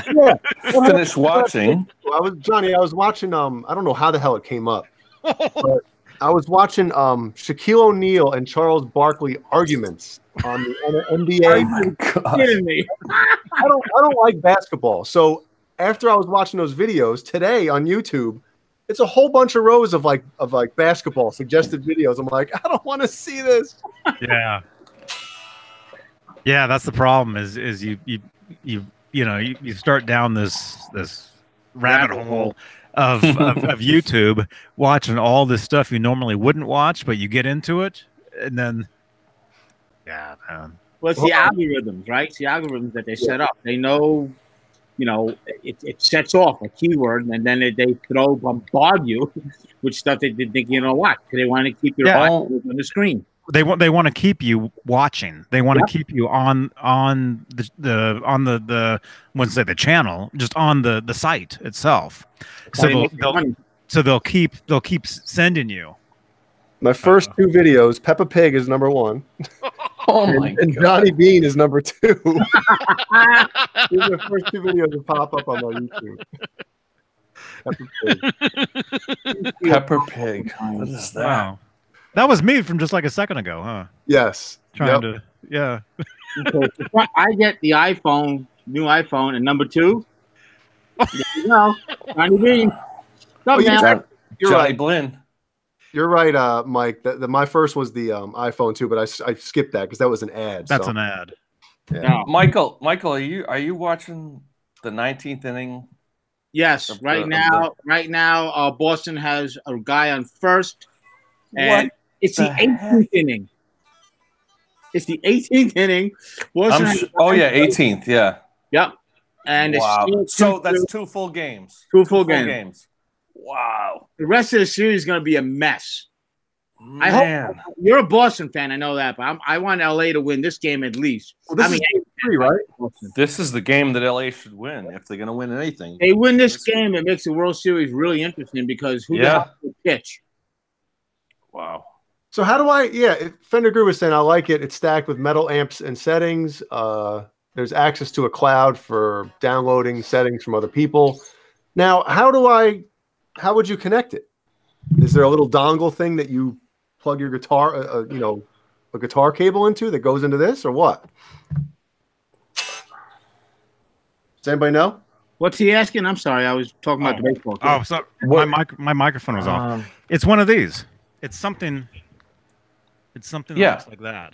Oh, like that looks like that. I used to use Line 6 Gearbox for a long time, and that was just plugged straight in, and you can have all the different effects you want. You got reverb, distortion, modulation, delay, phase, all the different effects. Everything. That's just like, they're generic, but they're great, you know. And only recently I decided I'm gonna get the pedals and go through a Sans amp, which I can just using headphones is which I usually will practice with. So go through. I ended up buying all the pedals: the distortion pedal, you know, the Boss distortion DS1, the Phase 90, Univibe, delay. So just going right through it and going and right into a mixer. It's the analog version of the iRig, basically.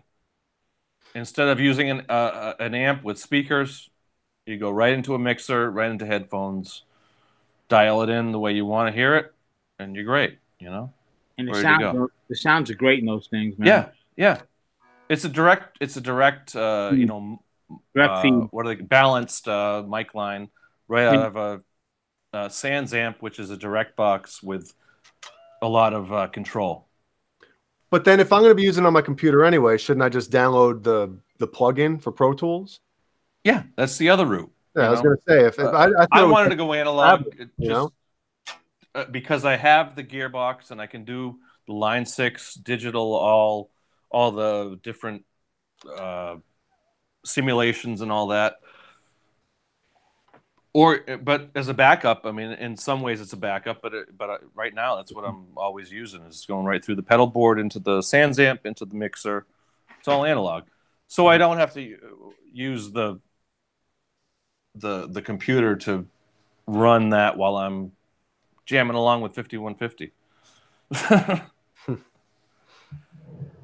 You know. Hey Johnny, Sodapop's asking, how do you make a guitar sound good on a live stream?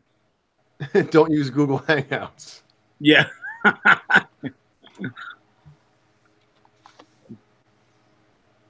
think Johnny is busy right now. So. We tried that with Discord. We tried to get a good sounding. You can't do stereo, apparently. On the Discord? Yeah. I mean, oh, wow. No. The Discord sound is you know what you should do? You gotta cut his lip out and put it over your. Oh my god! Yeah. Make a copy of that and blow it up. So yeah, you can do that. Make it a mask. It's not focusing on his stash, man. Oh, the camera's all screwed up since Johnny shaved his beard. Let's know what's going on. There it is. Johnny looks younger, but he looks like he gained about 10 pounds. I did. And so when I shaved, and I shaved last week, I guess. And you lost a couple pounds with that. I shaved a couple days before I think anybody saw me. I knew once I shaved, you know, the whole reason I grew that beard the last time I grew it was to hide, you know, these chins. And I knew once I get rid of that beard, you know, it'll be back. So, you know how I'm always, trying to run up the hill, you know. I'm thinking if I look in the mirror now and if I see these chins, it'll give me more motivation to run more, you know. What chins? You got the flavor saver, though. Oh, my God. Yeah. Plus, you're more aerodynamic without the beard. The flavor saver. I was telling Guitar Girl, KB, I don't know where that was. Oh, it was in the comments of I did a vlog today. Oh, I did an unboxing. Mr. Bruce sent this. Mr. Bruce. I forgot to open my envelope, man, from Nesball. You want to do it now? Do it. Yeah, do it now. Where are we at? Look, 3:30. Right? Pushing 3:30. He didn't you know, put it in anything. It's like it's shaking around in here. I would have wrapped it in another piece of paper or something and you know, put in so it's like you can't hear anything jingling. I don't know what it is, but still, I might as well open it on the air. Dave, thank you. I can't wait till Tuesday. Tuesday. Where's Steve? Have you heard from him, Johnny? No. Man. No, he sent us, you know, because we went live. You know, we did over 3 hours, which normally we only do 2 hours, right? So he was kind of mad that. So usually they're. Well, I don't know. he sent us a message saying he'd be ready at the regular time. You know, 15 minutes till. And I wrote back, well, we just got done. I have to take Howie for a walk. I have to go get dinner. But when I get back, you know, we can start. And I got back. I sent a message saying, hey, I'm back. I'm ready. And well, I figured you were. Nothing. Well, there wasn't going to be a late show, but you said, hey. well, see that? What's that? You see that? Ibanez. Oh yeah. Hold on. Uh-oh. Yes. Oh, nice. Come on. I'm gonna put it What are we looking at? Focus on my nose. The man right there. Thumbnail. God. Well, you got. It's gotta be in focus though. It was in there. It is. Oh, Oh. that was a perfect one too, man. And now it focuses on the back. Look, hold on. Dave is so awesome. He sent me. Come on, there's tape on the back of them, so they're sticky. I got. Nice. there you Perfect thumbnail right there. Oh, thumbnail. Oh, it's out of focus now. Now you had it. You had it. Oh. I still don't know what I'm looking at. Almost. There it is. There you go. Yeah. Okay. Thumbnail. You look like Frankie Bello right there, dude. Many people have said I look like Frank Bello or Kevin Moore, the old Dream Theater keyboard player. Now I'm going Frankie. Yeah, so he sent me those, and then he sent me the how many of these? 2, 4, 6 fender washers, so I can finally put the strap. What do they call, Johnny, again? The strap clasp lock set clip. Yes. Who's a whatsy? Yeah. Oh my God. So wait a minute. So all that stuff was just loose in that envelope? Yes. Oh. I mean, it was taped. Like the envelope is taped. Look at all that tape. I know. He just rolled it up. But I mean, That's from. No. I still have to put the picture that Dave sent me from Larry, the signed one, in a frame. Oh, you got it? Yeah, you saw it, didn't you? I saw it when he was going to send it to you. I didn't know if I saw you when you got it. Yeah, I showed Johnny. it on here. Oh. I think I did. You know what I'm going to do? I'm usually blacked out and frozen on these things. I'll go back. I'll go right back.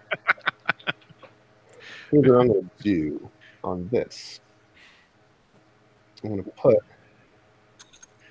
the guitar picks in the CD case. Caleb, I'm not whispering because I'm stagged tonight, man. Here we go. I got it in the guitar case. Oh, Larry Mitchell. Nice. Yep. Is that the same 12 double neck 12 and 6 string that Jason was showing earlier? Same No model. No, this was custom made for Larry. Yeah. And it's like 40 pounds or something. Wow. I think they had to take wood out of it to so it's not as heavy, but he said it's still way too heavy. Do you know what kind of wood he used on that? I don't know. Oak. Well, yeah, I know mahogany right? is heavy. Yeah, like a Gibson, like a Les Paul or something like that, or mahogany Dave, is one of the heavier woods. I know he took these out of his own collection because Larry doesn't have any anymore. I've asked Larry on 2 separate occasions, and he's like, I don't I'd have to find them, but I don't think I have any of those original picks. Because that's, I mean, when I was a kid, you know, just looking at this whole CD case, the whole package, and then seeing look, if you see, where is it? Dodgers just won, by the way, home run. Ah, are you serious? Dodgers won? Yep. All right, good for them. You know Yeah, what? boy. Props to them.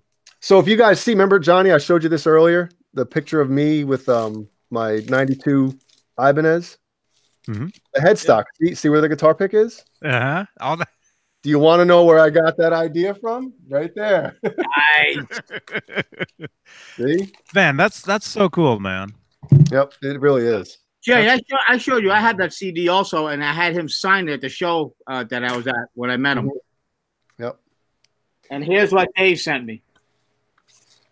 Johnny, I think I don't know if you can see that. Dave took this photo. Hey, John, stop chewing. I know. Sorry. I'm trying to find the Ibanez catalog that I have. Here we go. Make sure to show a picture all you hear. It's not chewing. It's not chewing. I'm looking through magazines and catalogs. That's drooling. Yeah. To Michael Smith, rock on. Larry Mitchell. Look at that. Yep. And that's a picture. Nesdal actually took that picture himself. Yep. Forget it. How cool is that, man? It's blown up like it'd be on Steve's wall, though. You know. One of the best guitar players ever, as far as I'm concerned. I mean, Forget it. It's awesome. Yeah, I ordered that. I ordered the video that Jason worked on. I forget the name of it, but I ordered it through Amazon. Mm-hmm. Cool. Whatever it was. So. Awesome. Yeah, Jason seems to know what he's doing. As far as I love that angle that he got with the putting it on the lower part of the guitar. Steve Eyes, yeah, that was cool. That I mean, it was probably like the early 2000s that you saw the people putting the camera on the headstock, Yeah, looking down the fretboard. The lipstick cameras. Yeah, and then that's cool that he invented that shot from way under, like shooting way up. That's cool. Yeah. I can't wait to get that DVD, and I'm wondering how much footage he has of that. Which is that Flo, or which guitar was that? Gem, what does he have? Flo and Evo. I think it was Evo. Whichever one it was, yeah. To see if he's got that throughout a lot of the show, or if it's just an effects shot for a few songs. Which video is that, John? You said you ordered it from Amazon? I ordered it. What the heck was it? I'll have to look it up. It was live in LA. It was LA. Was it 2012 or something like that? Let's see what else. What about these guys? Vi has released several great. I remember when DVDs first came out, they had the G3. Was one of the first ones that I bought with Vi, Satriani, and at that time it was Eric Johnson. Mm-hmm. Oh, Jason McNamara posted on Eddie Van Halen public group a link to the show. Cool. He just posted it 2 minutes ago. And he said, as you can see in my profile pic, I got to go to 5150 to meet him. You can hear the stories from that day on the episode of the Johnny Beane Show I was on today. Well, it's still today for me over here in Tokyo. The link below goes straight to the part of the show where I talk about that day. Make sure you give the video a thumbs up and subscribe to Johnny's show. Awesome. That's badass. Cool. Nice. He's a good dude. Good dude. Awesome. Oh, I see it. Yep. Les just liked it. Here, I'll like it. Actually, I'll love it. Wait a minute. You just loved it. I love it. You just loved it. I loved it. That Facebook you said to me? Huh? Yeah, the Eddie Van Halen group on Facebook. Oh, You okay. love it. Should I love it, or should I be sad? Love it. Yeah. What should I do? What about these things, guys? Have you seen these? To film your guitar while you're playing? Wow. For your iPhone? And I shared it. Michael Smith. So the video that Jason worked on, or I don't know if he produced it, directed it, or whatever it was. It was called "Stillness in Motion." Vi live in LA. Yeah, that's the one that I ordered. It's on DVD. I don't know what year it's from. Let's see, 2012. Yeah. So, yeah, I mean, I can't wait to check that out.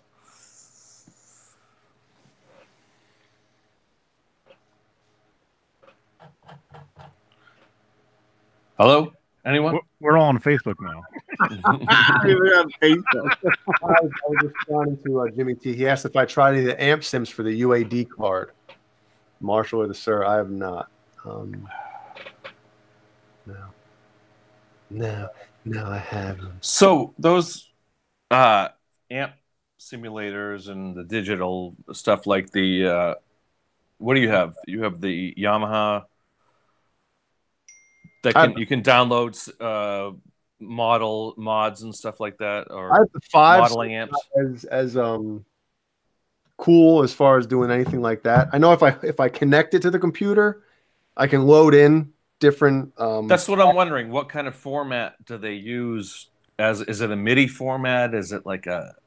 I have no idea. I don't know. I mean, what kind of format do they use for amp simulators, or for, like .mov or I know the Line 6 that I used had, I can't even remember what the type of file it was. I just wonder what kind of file it was. Make their own thing. Yeah. But I know that you can connect this USB and you can go to, like, I guess the app or whatever you open up. But as soon as you unhook this one, you have the original 5 or 6. What is it? 5. You got modern, high, or Brit high, lead, crunch, and clean, and that's it. Once you disconnect it, those are the 5 presets on there, and that's it. But the 10, and you have knob controls for each of those, for those settings, like high, mid, lows, and like it has the master gain. control. But once you change, like, those are the controls. It doesn't like tie into each one. Whereas as the on the 10, you can actually save presets, and I forget how many you can save to it. So I'm sure somebody who has it. Yeah. But I just wanted this one to be able to take it. It's nice and small, bring it downstairs. I don't need it to do any of the extra stuff. I got a lot of other things that I like. I have my Kemper that I connect and everything like that. So. That's what I was thinking of, the Kemper, yeah. And you can download different amp models and stuff like that in the Kemper. And then, there's companies that sell phenomenal ones. I purchased a couple that are really, really good.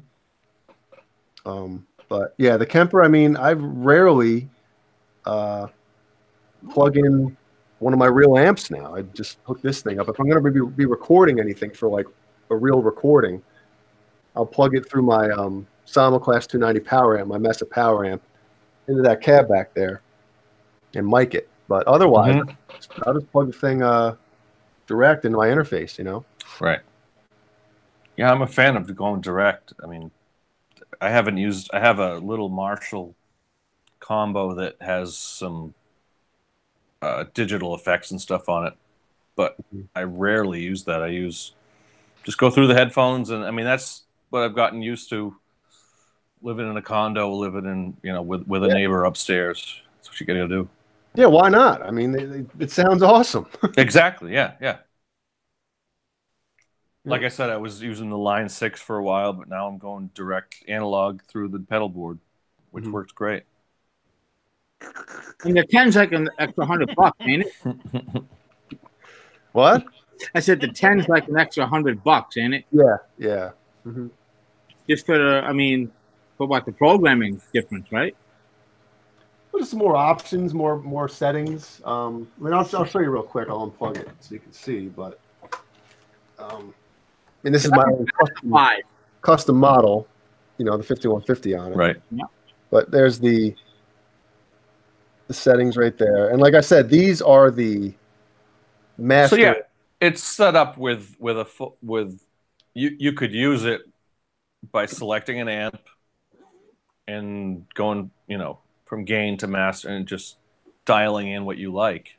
Yeah, but once like without using the digital settings, right? Yeah, if I like the gain on this for the modern, I mean, if I change it to, you know, Brit High or Elite or something, that's the gain on that channel as well. So you're going to have to, you know, if you don't like it, you got to adjust it. But I mean, you know, it's got the auxiliary in, it's got a headphone jack, so you can hook up your phone or whatever to it. You know, you can listen to music through this as well.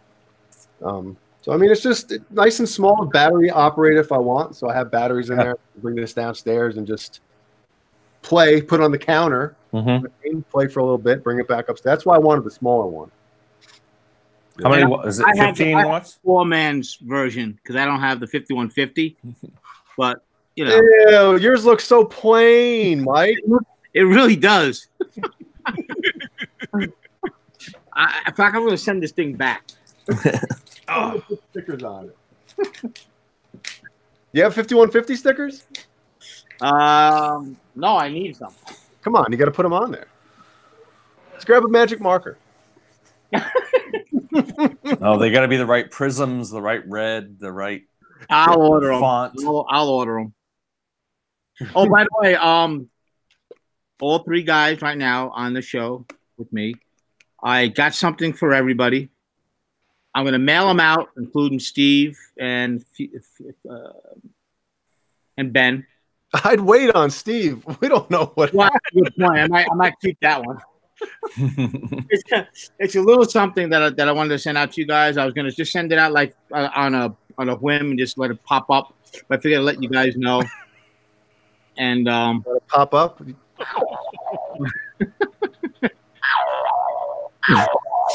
So, you'll be seeing something in the mail. I don't know if somebody wants to unbox it or whatever. It's no big deal, but it's a cute little thing, I thought. So, and it has something to do with EVH. Well, thank you, Michael. Or something to do. Something to do. Oh, cool! A new guitar. Thanks, Mike. Appreciate it. Yeah, I did hit the lottery. I didn't tell anybody that. So yeah, everybody's getting into it. Oh man, somebody won, or did they? I don't know. It wasn't me. If you want it and you send us the Indonesian models, I'm going to be highly upset. Better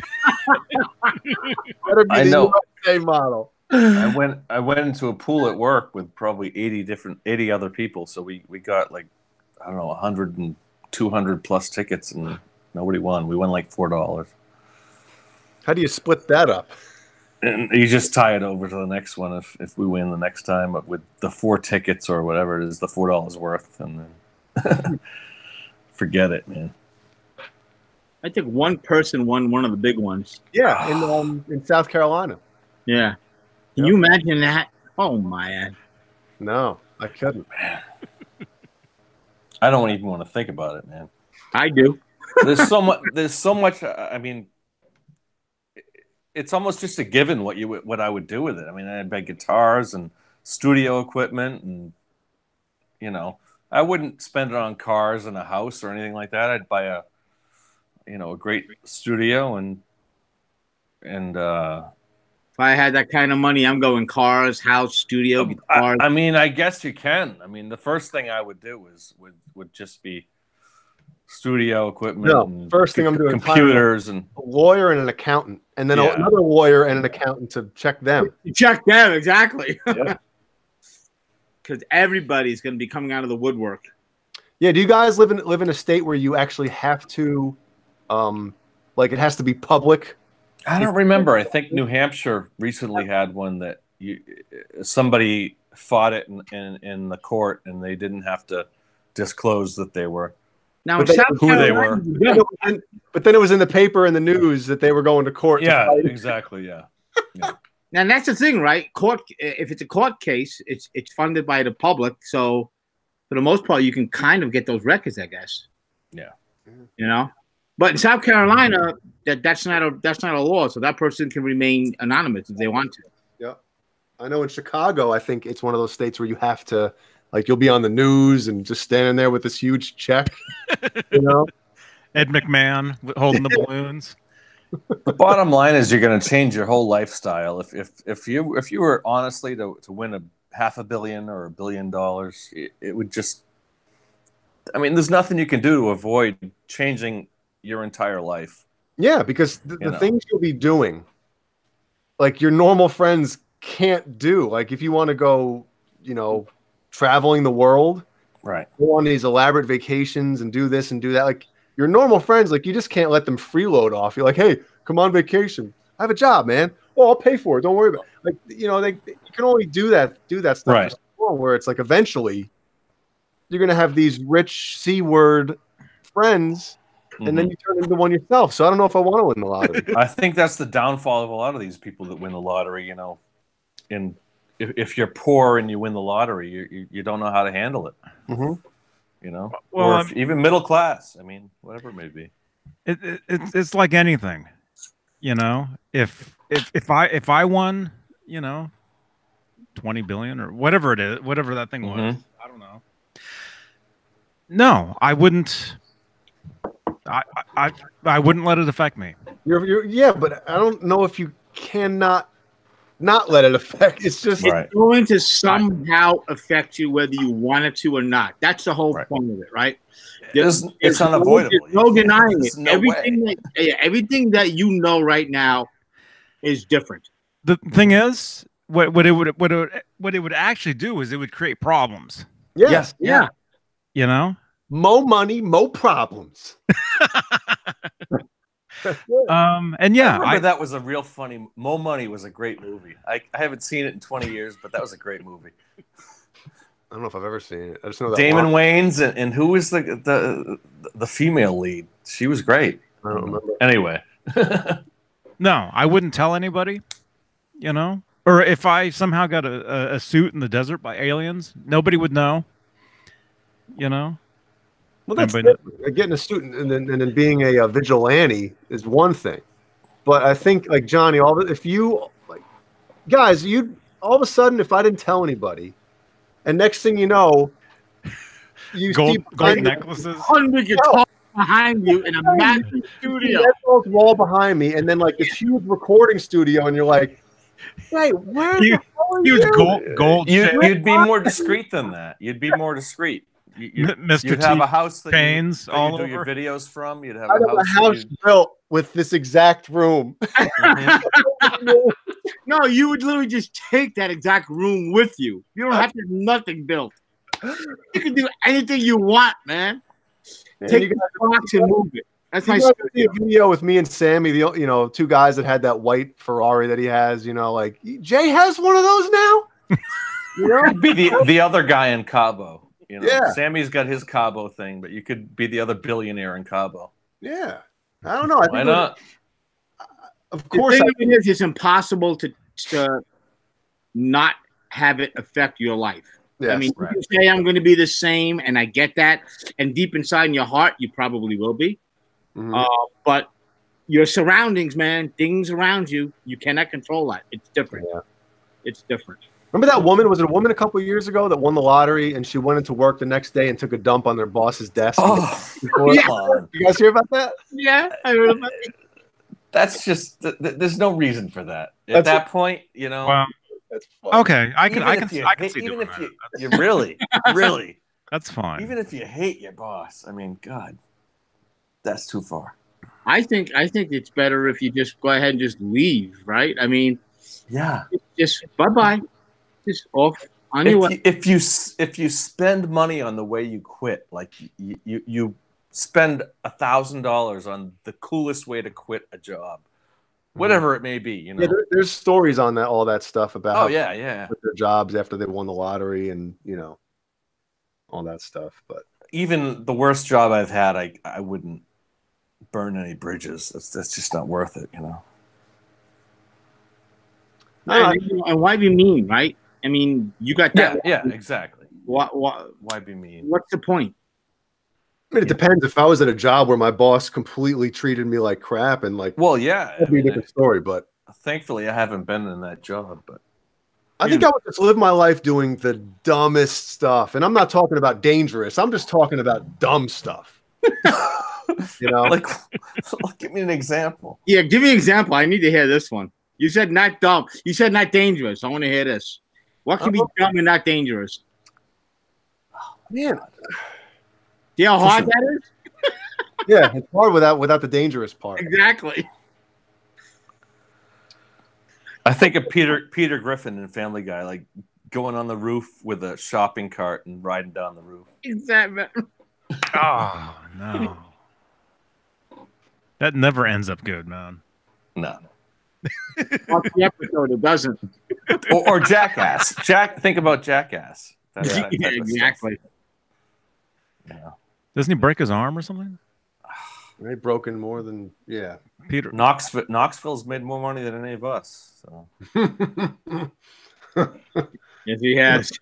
And he's still alive, I think, right? One of them died. Yeah. I was gonna say one of them is dead. Yeah. Yep. Ryan Dunn. Okay. Yep. By driving like a lunatic, you know. Wow. So Jay, you couldn't come up with one? That's hard. That is hard, man. What are we talking about? Dumb stuff that I would do if I had like all the money in the world. Doing something really stupid, but is not dangerous. Stupid. Just like, why the hell would you? Yeah. Crazy. Like parachuting into Oakland Stadium. You know? No, I'm not talking about dangerous. I'm just talking. That would be like, yeah, I'd do that during a concert. No, with my luck, the chute wouldn't open, and I'd be like, well, there goes all that money. Now my wife's gonna have it, and she's gonna embarrass everyone else. Some kind of stunt, you know. Something that'll go viral. It's one of those things where people look around at each other like, why did he do that? Right. Because, you know. Still thinking of a good example. Anybody in the chat room can help out? Something just stupid, but stupid. Everyone will remember it. Actually, since Steve couldn't make it tonight, that's tonight's poll question.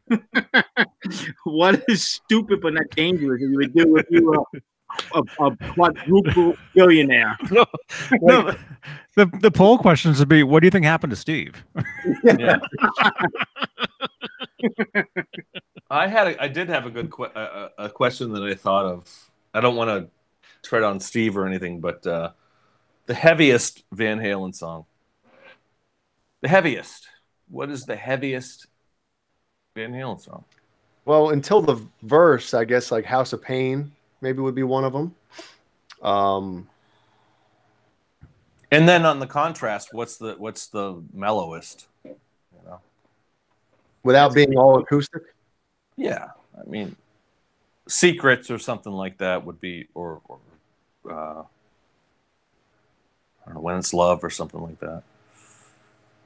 Anyway, back to the $1 billion topic. I got one. You go to a bar and you buy rounds for the entire packed bar of Michelob Ultra. That stuff is crap. In a biker bar. Plenty of people would appreciate it. That's dangerous. That's dangerous. Yes. Oh, okay. That's dangerous. I don't want to get, you know. Or you go to a pizza shop, it's packed, and you buy everybody a pizza with extra anchovies or something, you know? Oh, but that's a waste. That's just a waste. Well, I'm not gonna be able to spend all that money. No. 5150 came up with a good one. Honey Baby Sweetie Doll. That's pretty heavy. Honey Baby Sweetie. I've heard of that before. What is that? Wait a minute. Is that from a movie or something? I don't know you. Hey, Kevin Dugan was just on camera. Honey Baby Sweetie. Yeah. My wife's not watching this, is she? Yeah. See, they know. The man drinks it. The man plays it. It's like Van Halen. It's a lifestyle.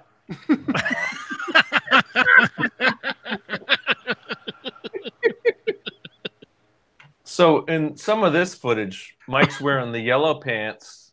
He's not wearing the poof shirt. Yeah, what's his poof? That was a different night. But a lot of this is from New Haven. I don't know what shirt that is. And he's wearing the Johnny Beane shirt pants on this one, on that one. The red denim. Red pants. Oh, and here we go. I mean, legendary. I wish I had what Jason and Mully had, the screen share. But, you do? I do. Well, I'm using my phone, so we just geek out. We geek out for like 20 minutes of And oh, I messed that up. Oh man. And she was. Remember the wink? Yeah. I wonder what that with the what was the other story? Did they ever tell the other story? I can't imagine the stories that they have from when tour after tour. What's the craziest thing that you've ever seen at a Van Halen concert? One of them says the match, and then I think Eddie goes, no, the wink. Somebody, one of them changes it to the wink. But Mike, I think Mike said the wink. I don't have a connection to the audio. I could figure out how to patch it in, but it's all analog for me, so I go through a regular mixer. Next time anybody sees Michael Anthony, that's what we got to ask him. Sammy doing the elephant. Yeah, man. I think they say which show which arena they're playing at. The headset on. I'm the crazy mofo that I am. Good sync, Jay. Dude, I've seen that so many effing times. It's not even funny. Yeah, that's how I know that you're a fan of this stuff, because you know that stuff word for word. Right? Yeah. He's talking about Jack Dempsey? Or... Come on back, Sugar Ray. Come on back. Sugar Ray Robbins. Is he playing 5150 there? Yeah. Yeah, okay. I did a lesson. I like my on that technique right there. Well, she's not home. God, that would be the tour. I would want to be right there in that dressing room, just hanging out with them. Yep. Literally. Yeah, with the just having too much fun, man. Yep. I remember in the interviews around that time period. That's is that Zeke or Yeah. That's Zeke Clark. I remember around that time they were saying the first guy that pulls his pants down to get changed for the show, he's the butt of all the jokes for that night. Oh, really? I remember they would say that. Yeah. I didn't hear that. Yeah, I love watching that video, man. My brother had like VHS growing up, and I just used to watch that thing, man. It's like, man, I love it. Yeah, just the fun that they were having, and God, life was good then, man. It really was. Yeah, they were in seven heaven there. Yeah, 86. I mean, and then from that point, I guess it was changed a little. Well, it changed. You know, they had like I was saying, 5 years of really. It'd be interesting to see also how some of the, I mean, how much footage is out there with Dave behind the scenes. You know what I mean? They just at this time period, or during the Ross era, yeah, the solo era, or no, during with Roth in the band with them, yeah. Well, I mean, it was a nonstop party. One of the things that they did during almost every show in 81, 82 was they came out with a full film crew and they filmed what was going on. Whether there was film in the camera or not, that's debatable. Watch Sammy's guitar. Go ahead, Trey. What's that? The Sammy's guitar wasn't working. They had to go behind and turn his pack on. Mm-hmm. Never mind. I've seen it too many times. Yeah. The other thing I was thinking about the other day is the Dave's assistants, the little people. Mm-hmm. I'm wondering where those guys are now. Mm. What kind of stories they have? You know, he had his little entourage of 2 or 3 little people. Literally. What did we call them back in the day? Yeah, I mean. I won't say it, but and who were those triplets that he had with him in the silver tight outfits, man? When was that? That was around the Sam and Dave era time. Oh, those 3 Playboy 2000s. Yeah, okay. And this tight silver 2002. Yeah, it was like the press conference for that. Mm-hmm. I'm Where thinking about he comes Oh, walking yeah, I in. remember that. the little ain't enough video. How about that? He had the girls in the gym working out, and then he had the other girls Working them out, working him out. working them out. Yeah. This is all 50. This is all live without a net stuff. Yep. It's back in the. Oh, what time is it? It's 4 o'clock. Yeah, it's How's time. everybody doing? It's 1 o'clock here. It's 2 o'clock here. Man. It's getting to be that time, I think. Is it the Are We Good time? What's the chat doing? How's everybody? Who do we got left? Oh, everybody fell asleep, man. 14 people watching, so. They saw that Steve wasn't on tonight, and they're like, Forget it. Well, goodbye. Who the hell's that John BL guy? Yeah, 7 p.m. here in ET 5150. 7 p.m. So where are you? "Is it 10 p.m.? Do you know where your children are?" That commercial used to scare me, man. Remember that? Yes. Had that eerie music going, you know? "It's 10 p.m. Do you know where your children are?" "I'm in bed." That's what I was. Johnny, do you remember that commercial? That was on the East Coast. I remember that every night it would come on. Did you guys have it?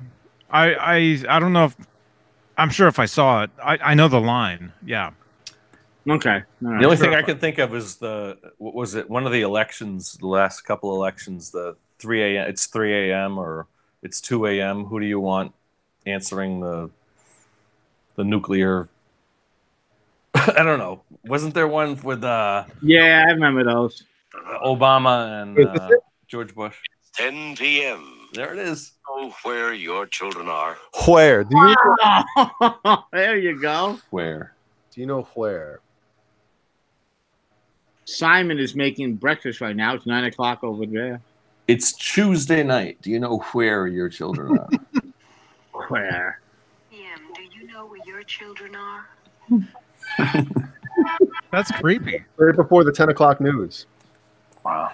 Yeah. Well, our generation was "This is your brain on drugs." It was the egg, frying egg. There was the egg, and then there was the one where how did you learn how to do this stuff? From you, all right? Yeah. I'm watching you. Oh my god. And Nancy Reagan too. Watching you. See, I was wondering where that went. Yeah. Give me that. Oh my god. You stole my stuff.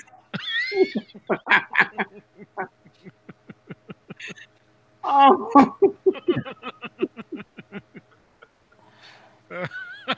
Oh God, that's good. Somebody make a parody commercial like that, and like that basically bonded the father and the son, because now they had something in common. Right. They smoke together, right? John was wrong. Something like Robot Chicken, I think, did one. That probably exists. There probably Yeah, is something like definitely. Oh, I'm sure it does. Robot Chicken is crazy. Yep. that. Oh yeah, I used to watch that. Mm-hmm. Oh man. Oh well, I gotta go, boys. Yeah, I think it's that time. Yeah. That time, Johnny. Johnny, it's been a great night, man. Starting off with Jason in that interview, man. He had a lot of great stuff to talk about. I can't wait till you have him on again. And I want to talk to him about videography and you know some of the stuff that he filmed, Steve Vai and any of the.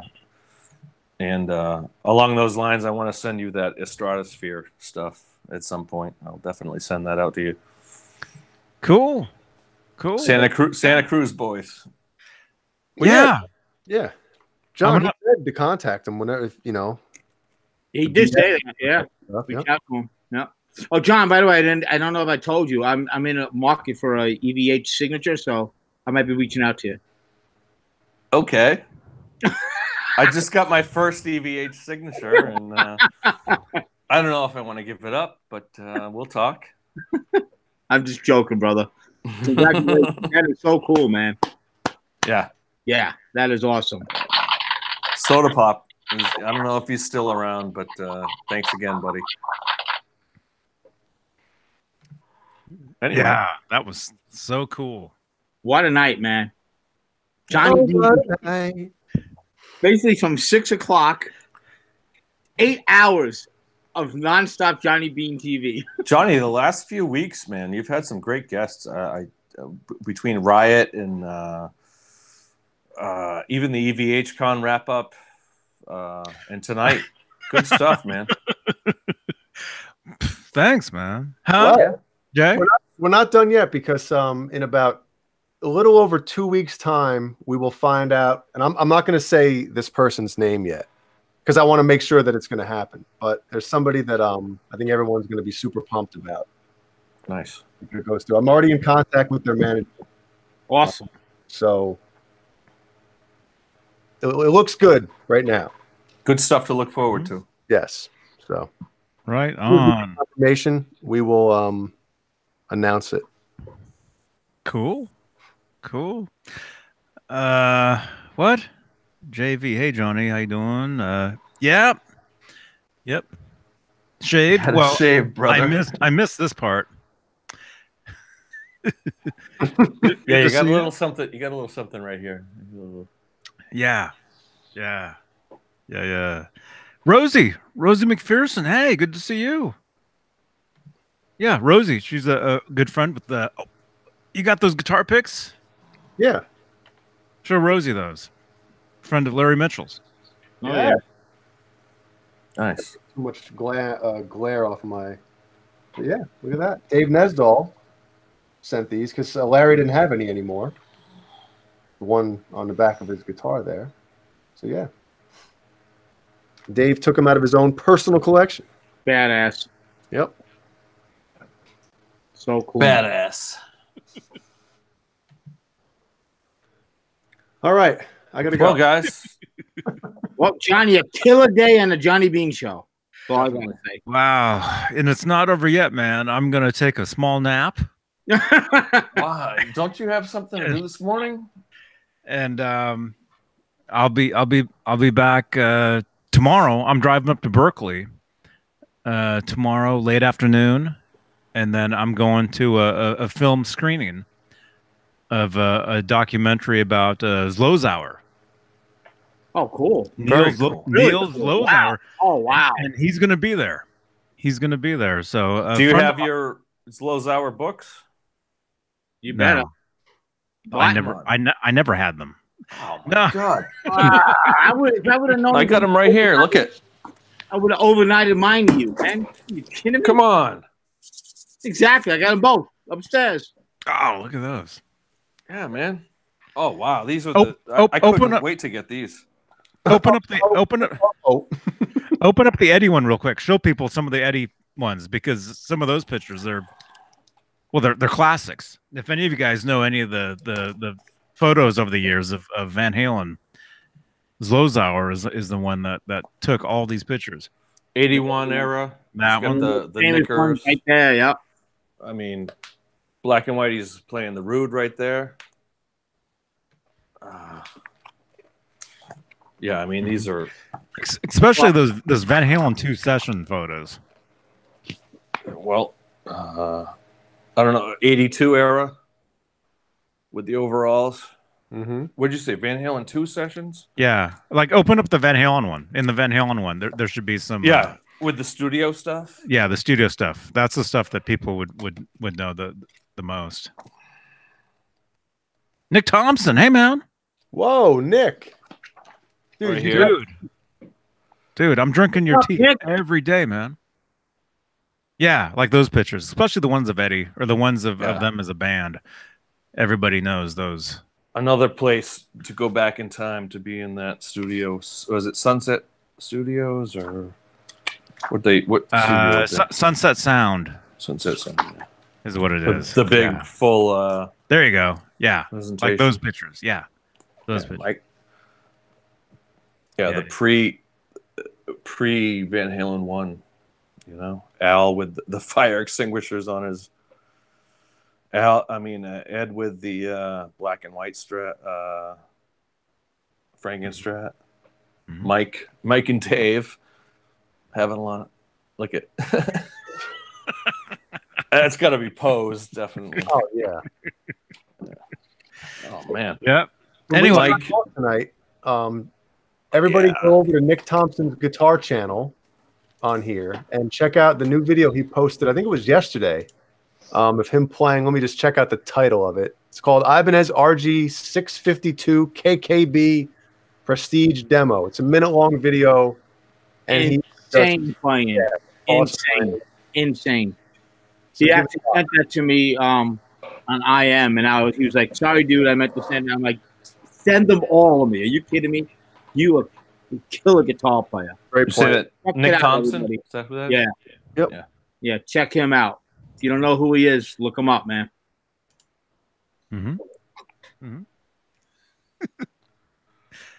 Awesome. Oh, boy. It's 4 a.m. Oh. Yeah, I know, right? Well, thanks, guys. It's been a crazy week. It's been. I'm glad it's the weekend. I'm gonna sleep for the rest of the day. Until Johnny goes live in like 3 hours and say, "Hey, hop on the Johnny." Yeah, Beane. don't forget to subscribe and hit that bell for Johnny Beane. That's right. And Discord, guys, don't make it a desert. Let's get out there and add something, man.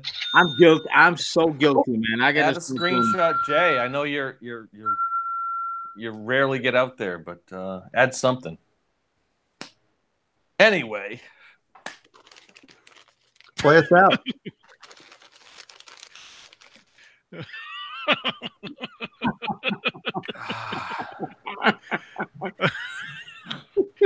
All right, you guys. John BL. Good night, all. Michael Smith. thanks, guys. Jay Hammond. Rosie McPherson. JV. I bought an Ebo. You did? Awesome, man. They are cool. Actually, JV, real quick. I met this guy last week, this guitar player, and he did this really cool demonstration of the software and stuff. I'm gonna ask him to come on to talk to us about the stuff he was using. Anyway, he was showing me it's not an Ebo, but it looks like a pen, and it has a laser on it, and you hold it down on the guitar, and it acts like an Ebo, but it's not an Ebo. I don't know. I forget what he called it. So what would be the benefits of using that instead of an Ebo? I'm just asking. I don't know if there's any. I don't know either. You can use remote controls. You can use a lot of things on those pickups, even like a cable remote control, a DVD remote control. You can use it, and it'll make some great sounds. Mm. Use that kind of stuff. But that's not what an Ebo does, though. No, an Ebo has like a vibrating magnet in it. It has magnets and stuff. Yeah. But anyway, there's a pen. It's called a something wand, and it has a similar function as an Ebo. Anyway, if he comes on, I asked him if he wanted to, and he said yeah. But actually, I'm not going to say his name yet. Just all right, all right. See you guys. Oh, Larry has yo-yos now. Oh, man. Cool. Good night, all. It's been a long day. All right. Yeah. johnnybeane.tv. Thank you again, Bruce, for the t-shirt. Links down below, you guys. All right. Good night. See ya. Sodapop. Thank you.